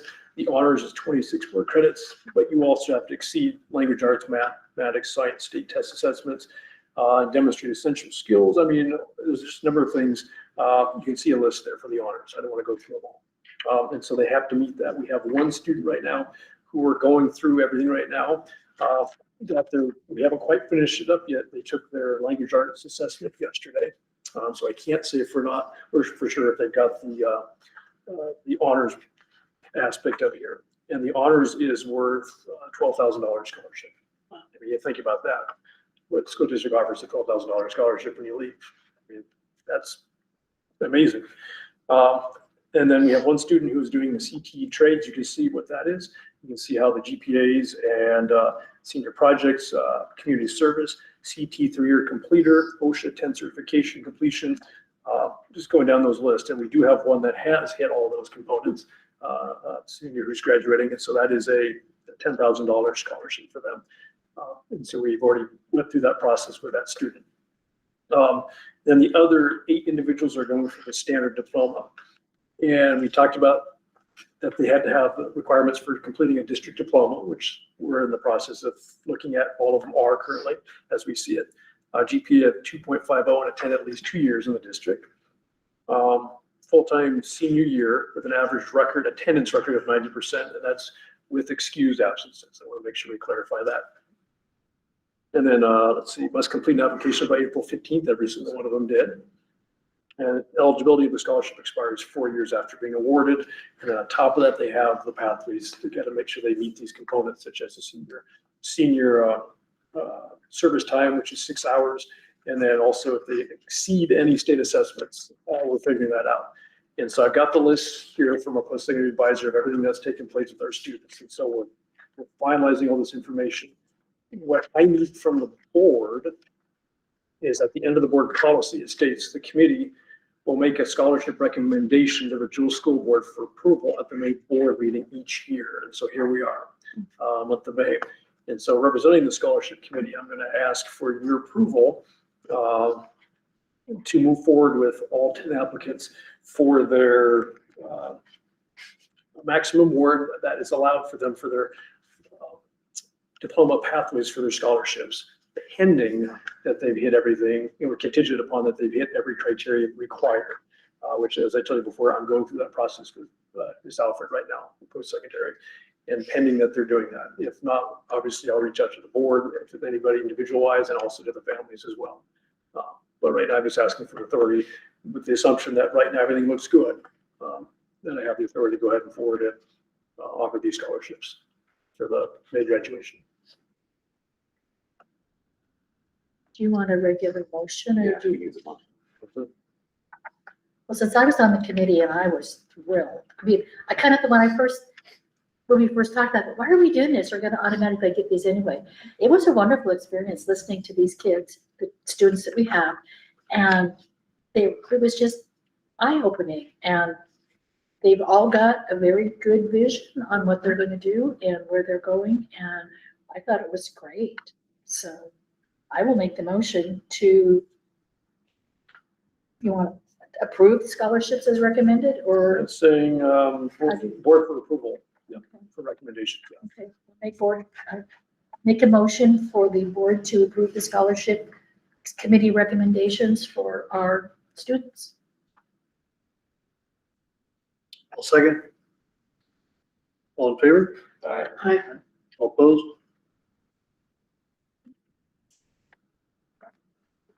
Yeah, I'll just piggyback that, Patty, and say it was fun. I was excited to see what the future of these kids are, and it's getting around the homes. But I'm also thinking about the opportunity, how we can excite future students coming through here. And their essays, did they have help with them? I was gonna ask this the other, when we were in there, but they were really good. I mean, that's the problem. I mean, they were really good. Too good? I can't answer that one. I think almost too good. Yeah. But I can't answer. Okay, that'll bring us to ag program POS update. Okay, let me grab another document here. So I moved this from just an update to a action item. So this is a board policy, has not been updated since 2015. It's only one sentence. So recommendations to add new courses or programs or to delete existing courses or programs must be approved by the board. And I know we had our garden program, we had Martha up here showcasing to the board. That alone, just, has the press out here. They were out here last week. They called a couple times. They have a photographer out here. They're also doing another major story with this in the newspaper. Very impressed by this. The Northwest Regional ESD would like to also jump in with the district. I mentioned that to you, Mike, because we're working on a program of studies for different districts, and they've highlighted a number of them, so they'd like to jump in and highlight us for next year. So that's another wonderful opportunity. But in order to move forward with this, I know I asked you guys also, are you okay if I continue to push forward the potential for ag for the district? We have a lot of excitement for it. We have grants coming out all over the place. We have a bee grant that was just solidified a few months ago, so we're gonna have the actual bees here for pollination of the items, or the garden items here. I'm not a gardener, so. But I spent I lose track of my days, sometime last week, whichever day it was, at the Mertz campus with Mary Jackson. She's our CT coordinator for the district. And so this is to take our CT program as a district and take our construction, which has been the #1 for the program, still keep that intact, not remove it at all, don't change anything with construction, but take our ag program and make that the main CT program of our district. And then make that the umbrella for our construction, and we can start to build other programs underneath that if we want over time. So it doesn't change anything with CT components for construction. I just want to make sure it's very clear that nothing's going to change with that. But what it does, it opens up the doors for our ag program through Tillamook Community College and through Astoria School District, and I believe Rainier, because that's the teacher I met with was in Rainier. It opens up our doors for potential for business partnerships and for animal sciences in the district and for horticulture, those kind of components. And it took about 6 hours to go through this process. It was a long process. And so putting together a site council, we have to make sure we put together industry specialists. So we have a post-secondary environment for a kid so they can walk out with a certification and college work as well, so they can find some business structure underneath them before they exit out of the district, setting up for the workforce component. So this application, I said, took some time. It would need the approval of the board for me to actually submit this application for approval, which I do not think will have any problem. The head of ODE for agriculture actually contacted Mary Jackson while I was at the Mertz campus, not knowing that I was working with her, and just asked, is it Jewel? I heard rumblings Jewel might be jumping in as no separate, because he's very excited by it. And so I know there's grants, there's people watching. We just submitted a $55,000 grant also to potentially get access to I don't know what you call it, but an enclosed garden space. A greenhouse, is that what you said? Yeah. So, I mean, Greenhouse. yeah. So, thank you. So you should see my garden there. Oh, boy. But there's, I need to talk to Martha. She can tell me how to do what I'm doing wrong. But the interest is definitely there. We have embedded within this current school year an ag program per se, without actually calling it ag program, with the elementary kids. So it is embedded K through 12 for the district. It has been all year. And that's part of the excitement with a lot of individuals out there. The industry specialists, I can't give their names right now because I want to confirm that before we start releasing any names at all. But that's the only thing we have left to do at this point. And then we have some grant funds that can also help support some educational components in the future if we need to do that as well. So all I need from the board, if this is where we want to go at this point, I will say, you mentioned once when the iron's hot, strike, and I believe that. When I was doing the music program, I mean, I gave you everything I had for that music program. And I'm trying to do the same thing here, and I see a program, I have to be careful about my verbiage here, but I see a program that is, I'm gonna use your puns, ripe for where it is to go. And I wouldn't be pushing this heavy if I really didn't believe there's a future with this for the next couple decades. Oh, I'm loving it. I think this is 100%, 200%. I would support it all the way. We've only scratched the surface. I think we have. And there's something about getting your hands dirty. It's just, it's therapeutic. It's for these kids to, yeah, I love it. Absolutely love it. They got the whole beautiful starter program right in the middle of the school. Everyone can watch that. So it's amazing. All the student work they have up there. Yeah, I mean, it's interesting. Little tiny hands, K through 5, 6, and then all of a sudden, boom, out they go to the garden. And then once we take people out that garden and look at it, just the smiles that come out, but knowing that the kids are the ones that are putting that work in there. And so when they're feasting on it at the cafeteria, you're sitting there going, it's exciting. And then working in conjunction with our construction, I just make sure I make that aware, working in partnership with the two of them, whoever that person will be, if it's approved here. Because if it is approved, I'm going to submit some interested partnership names to Mary Jackson. We'll get this submitted sometime in the next couple of weeks. And then I will, again, this is the first time I've done this part of the job. But at that point, I believe I will be able to start putting together a intent to hire for that position, which is in the budget, which we already put in the budget. So do you need a motion or just a consensus? Or just, I'm thinking motion when I'm reading this, yeah. Approved by the board. So do we need a motion for the curriculum adoption of the ag program? To add new courses or programs, I consider this a brand new program for the district. So I would say the addition of a brand new agriculture program for the school district K through 12. Like I said, I've not done this part before, but that's. I'll make a motion to approve the brand new program, agricultural program for the district K through 12. I'll second it. All in favor? Aye. Carried. Hooray, I'm not. Yeah. There's a lot of hands on this, a lot of hands on it. So it's a lot of people. Good. Principal and position hirings. Okay. Trying to get all my ducks in a line. So we've had a number of applicants. I think I mentioned to you before. This is my third year. We've had I'm going to say record, but this is only my third year here. But we've had over 20 something applicants. We still have more applicants coming in even after the deadline, asking if it was too late to submit. So I still have 2 more, I think, today. So For the principal or? for various ones, yeah. One was for principal and one was for humanities, middle school humanities. So for principal, I will say that we had a team of 10 individuals, so 2 representatives of the classified, 2 of the certified, non-represented, board member. I'm trying to remember myself, Mr. Scott was there. I may be forgetting somebody. Oh, a couple classified, a couple certified. So a total of 10 people on the interview committee. We had originally 8 candidates applying for a position. The 3 ended up dropping out, 2 already accepted jobs elsewhere, another one exited because they were not going to be here long term, which I appreciate that. And so then we interviewed the rest of them. In the end, the team unanimously is going with the gentleman out of the Haynesboro School District, out of Haines, Alaska. And his name is Mr. Sam White.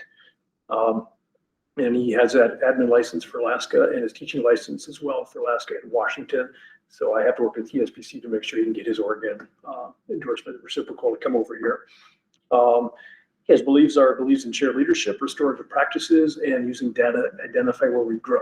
And the shared leadership, that's something I like to think that I do is I promote that as best as I can. I mean, I like to share the information, so I get the information so I can hear the comments and make some feedback or results off the feedback here. Restorative practices, that is also at the heart of what we've been working through our code of conduct, which is, there's punitive actions for things that take place in the district, but at the same time, you have to learn and grow from those moments. It does not define that individual for the eternity of their living, breathing moment on this planet. I think that's important, especially as young students here. And data to identify where we grow. And you've already heard me talk about utilizing data we need to make decisions based off of that data that we're having. So behavior's been a big one with the Swiss and the MTSS work. We're delving into the academic component right now. He's been an assistant principal for 2 years, CT coordinator, and working with the Perkins grant also. So he has some of that background for the CT, which is a work-based thing. That's a pretty important thing for at least Oregon's pushing to be right now. Clatsop County, big time for CT. And then he is a history teacher, world history, and AP Psych teacher as well. So he's got a lot of history background behind his name here. So we did have, like I said, interview with the gentleman. It was a good hour and 30 minutes, I believe. It was the longest of them, but you could tell the personalness of the individual was very relatable. Comes from a very rural school district, even more so than Jewel in Alaska. I know a number of times he had to take a boat and or a helicopter to get to different places just to get to the school district. And so of all the candidates, he had the most rural experience in understanding, and he's answering questions. You could just sense that, oh, that sounds like here. It sounds just like Jewel. And so the question that we asked every candidate is, will you stay? Because that's a pain out of all the candidates. This one felt, I mean, a couple of you guys are in there, felt the most authentic, literally the most authentic. Where you believe that this individual is going to put some roots here in the district and will stay put. We don't know for sure, obviously, but we felt comfortable. And so I did reach out after a number of reference checks, and we'll go through those here in the public session. But after reference checks, and then again talking with the group again, I pulled them all back in, and then called someone who couldn't make it, and just confirmed, is this where we ultimately want to go, or do we want to close this and say no thank you to all of them and start again in the middle of May, which is another possibility. And I don't think, I'm sure we're aware of that. I don't believe for some, we thought as a team that this was a good fit for the district. So I just want to make sure that you're aware that's where we're at right now. So I have a hiring intent letter out to this gentleman at this moment. And then PE and health, I'm not going to say names, everybody, because I want to make sure the contracts and whatnot are signed before I do that, beyond the principal. But PE, pardon my voice here. PE and health, we have made a hire on that one as well, and it's going to be a good one. I will say we're going to move forward with this, very happy, positive manner. Middle school humanities, I made the hire.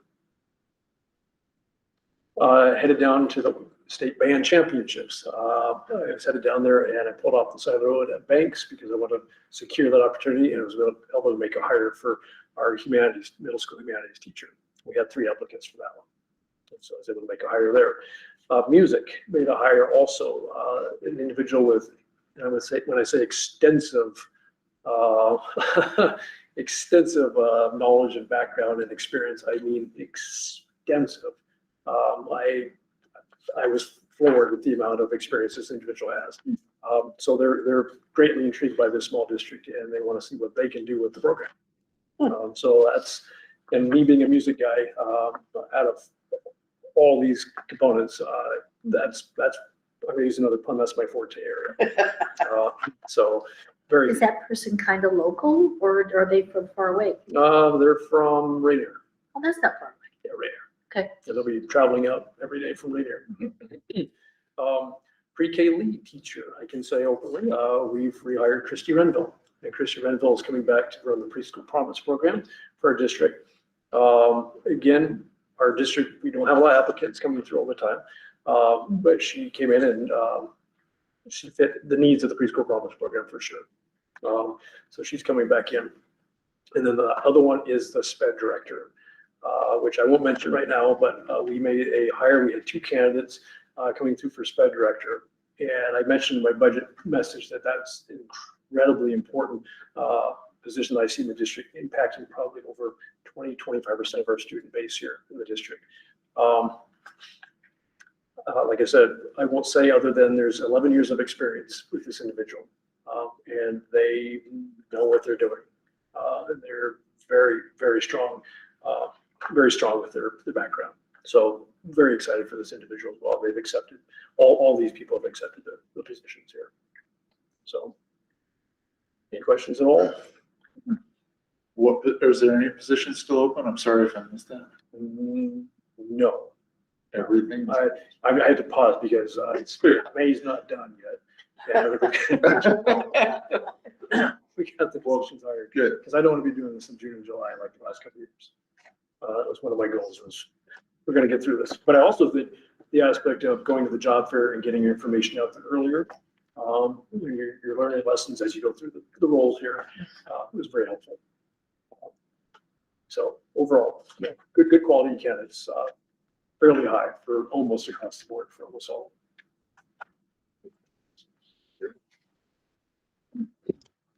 You have I know you have large committee on all the hiring processes, right? Was it all 10 or 11 people? No, that was for the principal. So I had interviewed teams of 5 or 6. I'm trying to remember. I think it was 5 for the other ones, for the general positions here outside of the principal. I had at least certified, classified. Mr. Scott, myself, and I'm trying to remember who else I brought in there. We had 5 people. Counselor, that's right. Okay. Bridges and beyond.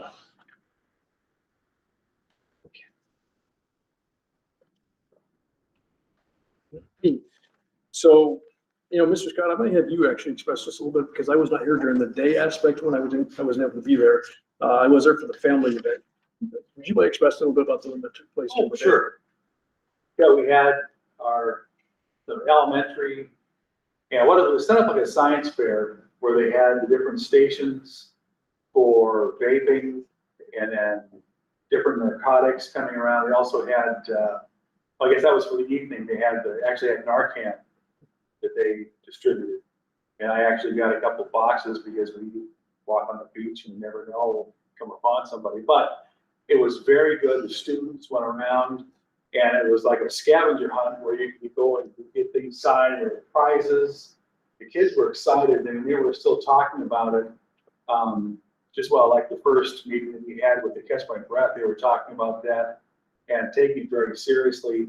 And the one component that we've already talked about a little bit, but it was the gaming aspect of it. I hadn't thought of that, but where kids are on their phones, even though they're still minors, they could get into gaming. They could be gambling online, lying about who they are. But it was received very well for both the middle. It was like 5th grade through 8th grade, and then the high school set up with several tables going around. And they just did a rotation, and it was well received.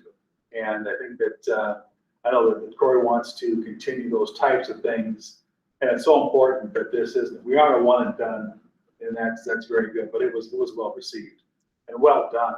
Well, we had the group that came out was amazing. I mean, they had, I don't know how many, 10 people or maybe even more. They did a nice job. Oh, yeah. Yeah. So the evening event opened up beyond just middle school kids on that, but it opened up to every age level. I saw, a couple of you guys brought your kids and I brought my youngest as well. The same thing. It was, a number of people up there, good presentations, some really impactful videos. And then the free time I found the most exciting aspect because you did your scavenger hunt. The kids saw all the fun stuff, but I got to take my daughter around. I saw their families and we got to talk to them about things that honestly I had not talked to my 5-year-old about before. But she was asking questions. I thought this is pretty cool because it was getting her engaged. And you saw the other kids there and the other families also. I was blown away by how well done this was. Yeah. I really did not expect what I saw when I walked in. They did feed people also. One of the taco restaurants from the story came out and put themselves over by the playground area and provided food for everybody. It was just absolutely a blast. And you mentioned the thing about gaming also, and I keep thinking the other aspect I was talking about also was just the presence of being online and the safety of being online, and how we can provide some prevention for that. And I'm bringing this up also because we did talk about drug use, and Narcan and all that stuff was also provided. And then, I don't know if you've noticed, and I appreciate you reminding me, Tammy, because I saw this on the news as well, but KGW has been doing some reports here also. And it says, and this is 4 days ago, just a big news report, but deadly overdoses have skyrocketed in this Oregon Coast community despite a statewide decline. Well, guess what county that is? Clatsop County. And so they're talking about that. Fentanyl use as well. And so I just turned it Not off. surprised me. No. No, free bus tickets to the coast. And so when Mr. Scott says not a one and done, I do mean that. I talked to the individuals already and I said, I want you back next year. And I said, this is what we did to advertise the Bridges and Beyond evening event. What more can we do? And I said, well, it wasn't a lot of families. I think we had about 18 total people there roughly. Most of them, being transparent in a public session, were individuals that worked for the district and their families. That was what we had coming in, and not so much the families that we've sent information out. So how do we get that information and invite them a little bit more intently to say this is good information? And so my aspect is just keep moving forward, just keep bringing this back and continue to get the message out that more people will talk about it. Oh yeah, we went last year. You got to go to this. That was pretty impactful, pretty powerful. And I really believe that'll happen. It's just that word of mouth. I don't say anything negative about anybody. It's just this district has gone through so much over the years that it's just a one and done, and we're not consistent. And so if we're going to talk about drug use and prevention for other types of things, then let's embed it in the culture of what we do here for our kids, for their safety and for our families. So I already invited them back next year and they're excited to do so. They'll catch my breath, the vaping, things that we're doing, they're on their final round, I believe tomorrow. Is that right? Okay. Yeah. So I just wanted to give you an update about that. I think that was pretty impressive. So they're coming back to the district tomorrow. For the catch my breath, yes, the last of the 4 parts, yes. I think we invited some deputy sheriffs to come in. They wanted to come in and see what we were doing as well.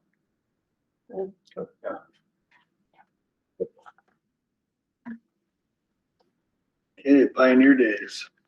And last one, so let's see, so Jeff Weber across the street is very excited by this, and it's really exciting when you think about it as well. So he's, I believe he's the president of the Nehalem Valley Pioneer Association at this point. So he had visions the last couple of years, and now his vision's starting to come to fruition. So on June 8th, Sunday, so after the kids are out of the school here, staff still go the 9th and 10th, but on the 8th, they're gonna have an old-fashioned barbecue here, and potluck, bring your favorite dish to share. You can see they're gonna have tractors. He was bragging about the tractors and about the old trucks here. Beef ribs, or barbecue beef ribs, hot dogs, equipment show, kid games. He's gonna have petting zoo and a silent auction, all from, it looks like 10 to 4 a.m. All gonna be out here in the front. And I don't remember what part of the building, if it's just the cafeteria or the auditorium or both of them, but I know they're gonna have access to a couple of spots in the building as well. So, but just want to advertise this. He's got a big, beautiful sign out there when you first pull up to the district. So if you have any questions, just let me know or reach out to Jeff. We can answer those. So. Fantastic. Yeah, it's exciting.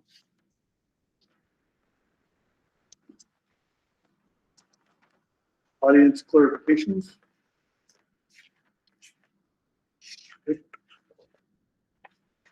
Okay, Board of Directors time. Director Wemick. Well, I think you guys seem to be pretty busy. Hopefully your food bus will make it. Tell them 6 more days, keep pushing, let them know. talking. They seem like it's eternity for them. Yeah. But no, a lot of good information. Director Drew. I got a couple. My husband and I attended the evening session of the Bridges program. I have to say it was absolutely wonderful, but I was so disappointed that there was not enough community members. It was so well done. I was just in awe of the presentation and the people that came and all of the interactions that we had. And we picked up Narcan too to keep in the car because we're in town a lot. Not, well, I shouldn't say a lot, but enough that you never know when you're going to use it, when you're going to need it. But I'm thrilled that they're going to come back because it was well worth our time to come down. Scholarships, it was, like I said before, it was quite the treat to have those students come in and do their presentations because honestly, I was here when this started. I don't remember ever having interviews for these kids. It was just an automatic thing once they passed everything, but needs to be refined a little bit because I'd like to see them do a little bit more than just answer the questions. I'd like to see a little bit more, but it was great. It was great. Abby, seniors are getting ready to go. Yeah, and they wanted to come, but our itinerary hasn't changed since we showed it to you before. The only thing we did was one of the first days we're there, we're going to the beach. Okay. And with us leaving on Thursday morning a little bit earlier than we had planned previously, they're like, I got all this stuff to get done. We can't do a board presentation. And that's fine. I So we were understand. like, okay, like we get that. So But I'm excited for you guys. And then the Bike to Coast, I saw us on TV. Yeah. It was wonderful. I mean, they didn't show a lot, but oh, there's school. So did they clean up? I mean, did we have anything going for them? And, They reached out about 3 or 4 months ago, yeah. They've been doing this now for 2 years or 3. okay, did PTO come and have any food or anything? Or was it any kind of a fundraiser for I school or did they Don't just come? believe so. No, not even senior, no. Okay, okay, but yeah. But yeah, we were on TV again. So. Good. Okay, that's it for me. I don't know if you guys, Cedar has an awards banquet night, if everybody is available on May 22nd. If anybody's interested to the dinner, I think we have to pay unless the school's gonna front Where's that at? What is it? Cedar Awards, it's CLATSUP, Economic Development Resources. I'll pass it around, but they're doing, it was in the book here tonight, so I'm guessing Elise probably got it. It's a big organization on the coast. That's, Never heard of it. yeah. They work through CLATSUP, so I've used them. They're a pretty good outfit, but they do a dinner and they kind of recognize different, private entities around the county that have used their resources. Okay, If anybody's interested, I'll share the card. I don't really have anything else. I'm pretty busy. So I'm glad. I wish I would have made that event. I had some other stuff going on out of town that day, but I had no idea really that it was that entailed. it was great. It Yeah, was- so I don't know how we get it out to people more to, did it go out to, Went all over the place. yeah. But I feel like it, I know that it went out, but I didn't know about it, I guess, so. Yeah. Director Dietrich. Yeah, good stuff tonight, by everybody. The Swiss data, I do have, something to request, right? The lowest number of referrals, bus behaviors, it's all great feedback, right? But where is there negatives, right? And just the positives, and the negatives helps me paint a more clear picture, right? I'd like to hear some of those negatives and some of those areas where we can grow, right?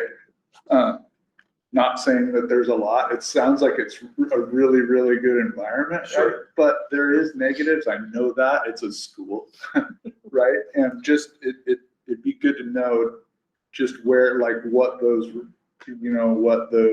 referrals are referring to. Well, and Right. which ones rise to the top? I mean, the positive, you're exactly right, it's a good thing, but what else is rising to the top? And right now, it's still targets, Sure. it's lower. Yeah. But absolutely, I'll give more detail on the good, the bad, and the ugly. That would be good. That would just me, right? My perception, but the school-based health center makes me nervous. I'm just gonna say that. for a wide variety of reasons.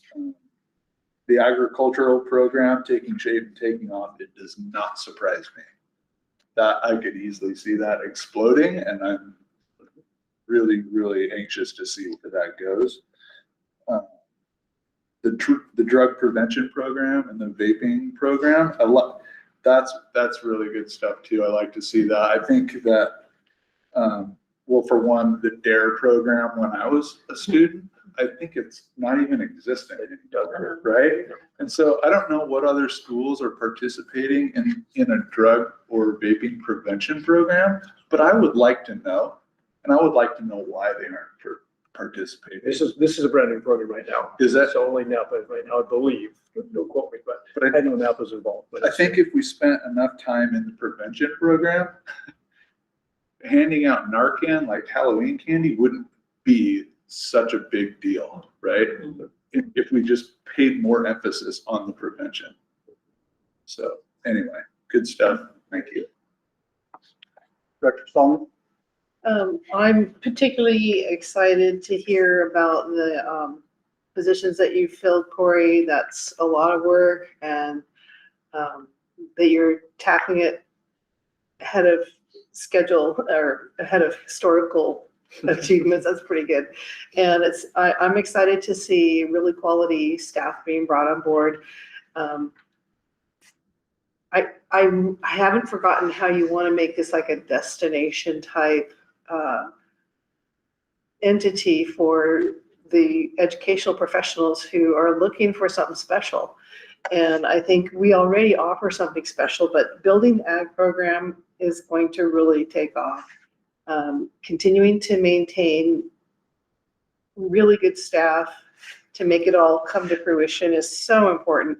And so I want to commend you for all that. And going back to the bridges and beyond, that everything people have said is what I experienced when I went to the barbecue evening event. What really impressed me was the amount of coordination between disparate agencies and entities, nonprofits, various counties, cities, areas, all coming together with a really cohesive plan and a network to help catch these kids before it's too late.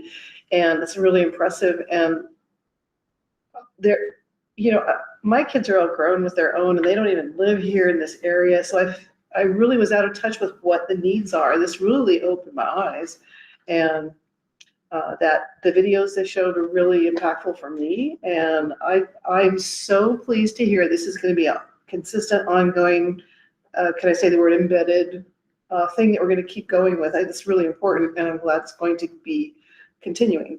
So keep that up too. And this is just one part of their menu. I'm exploring the rest of their menu. Yeah.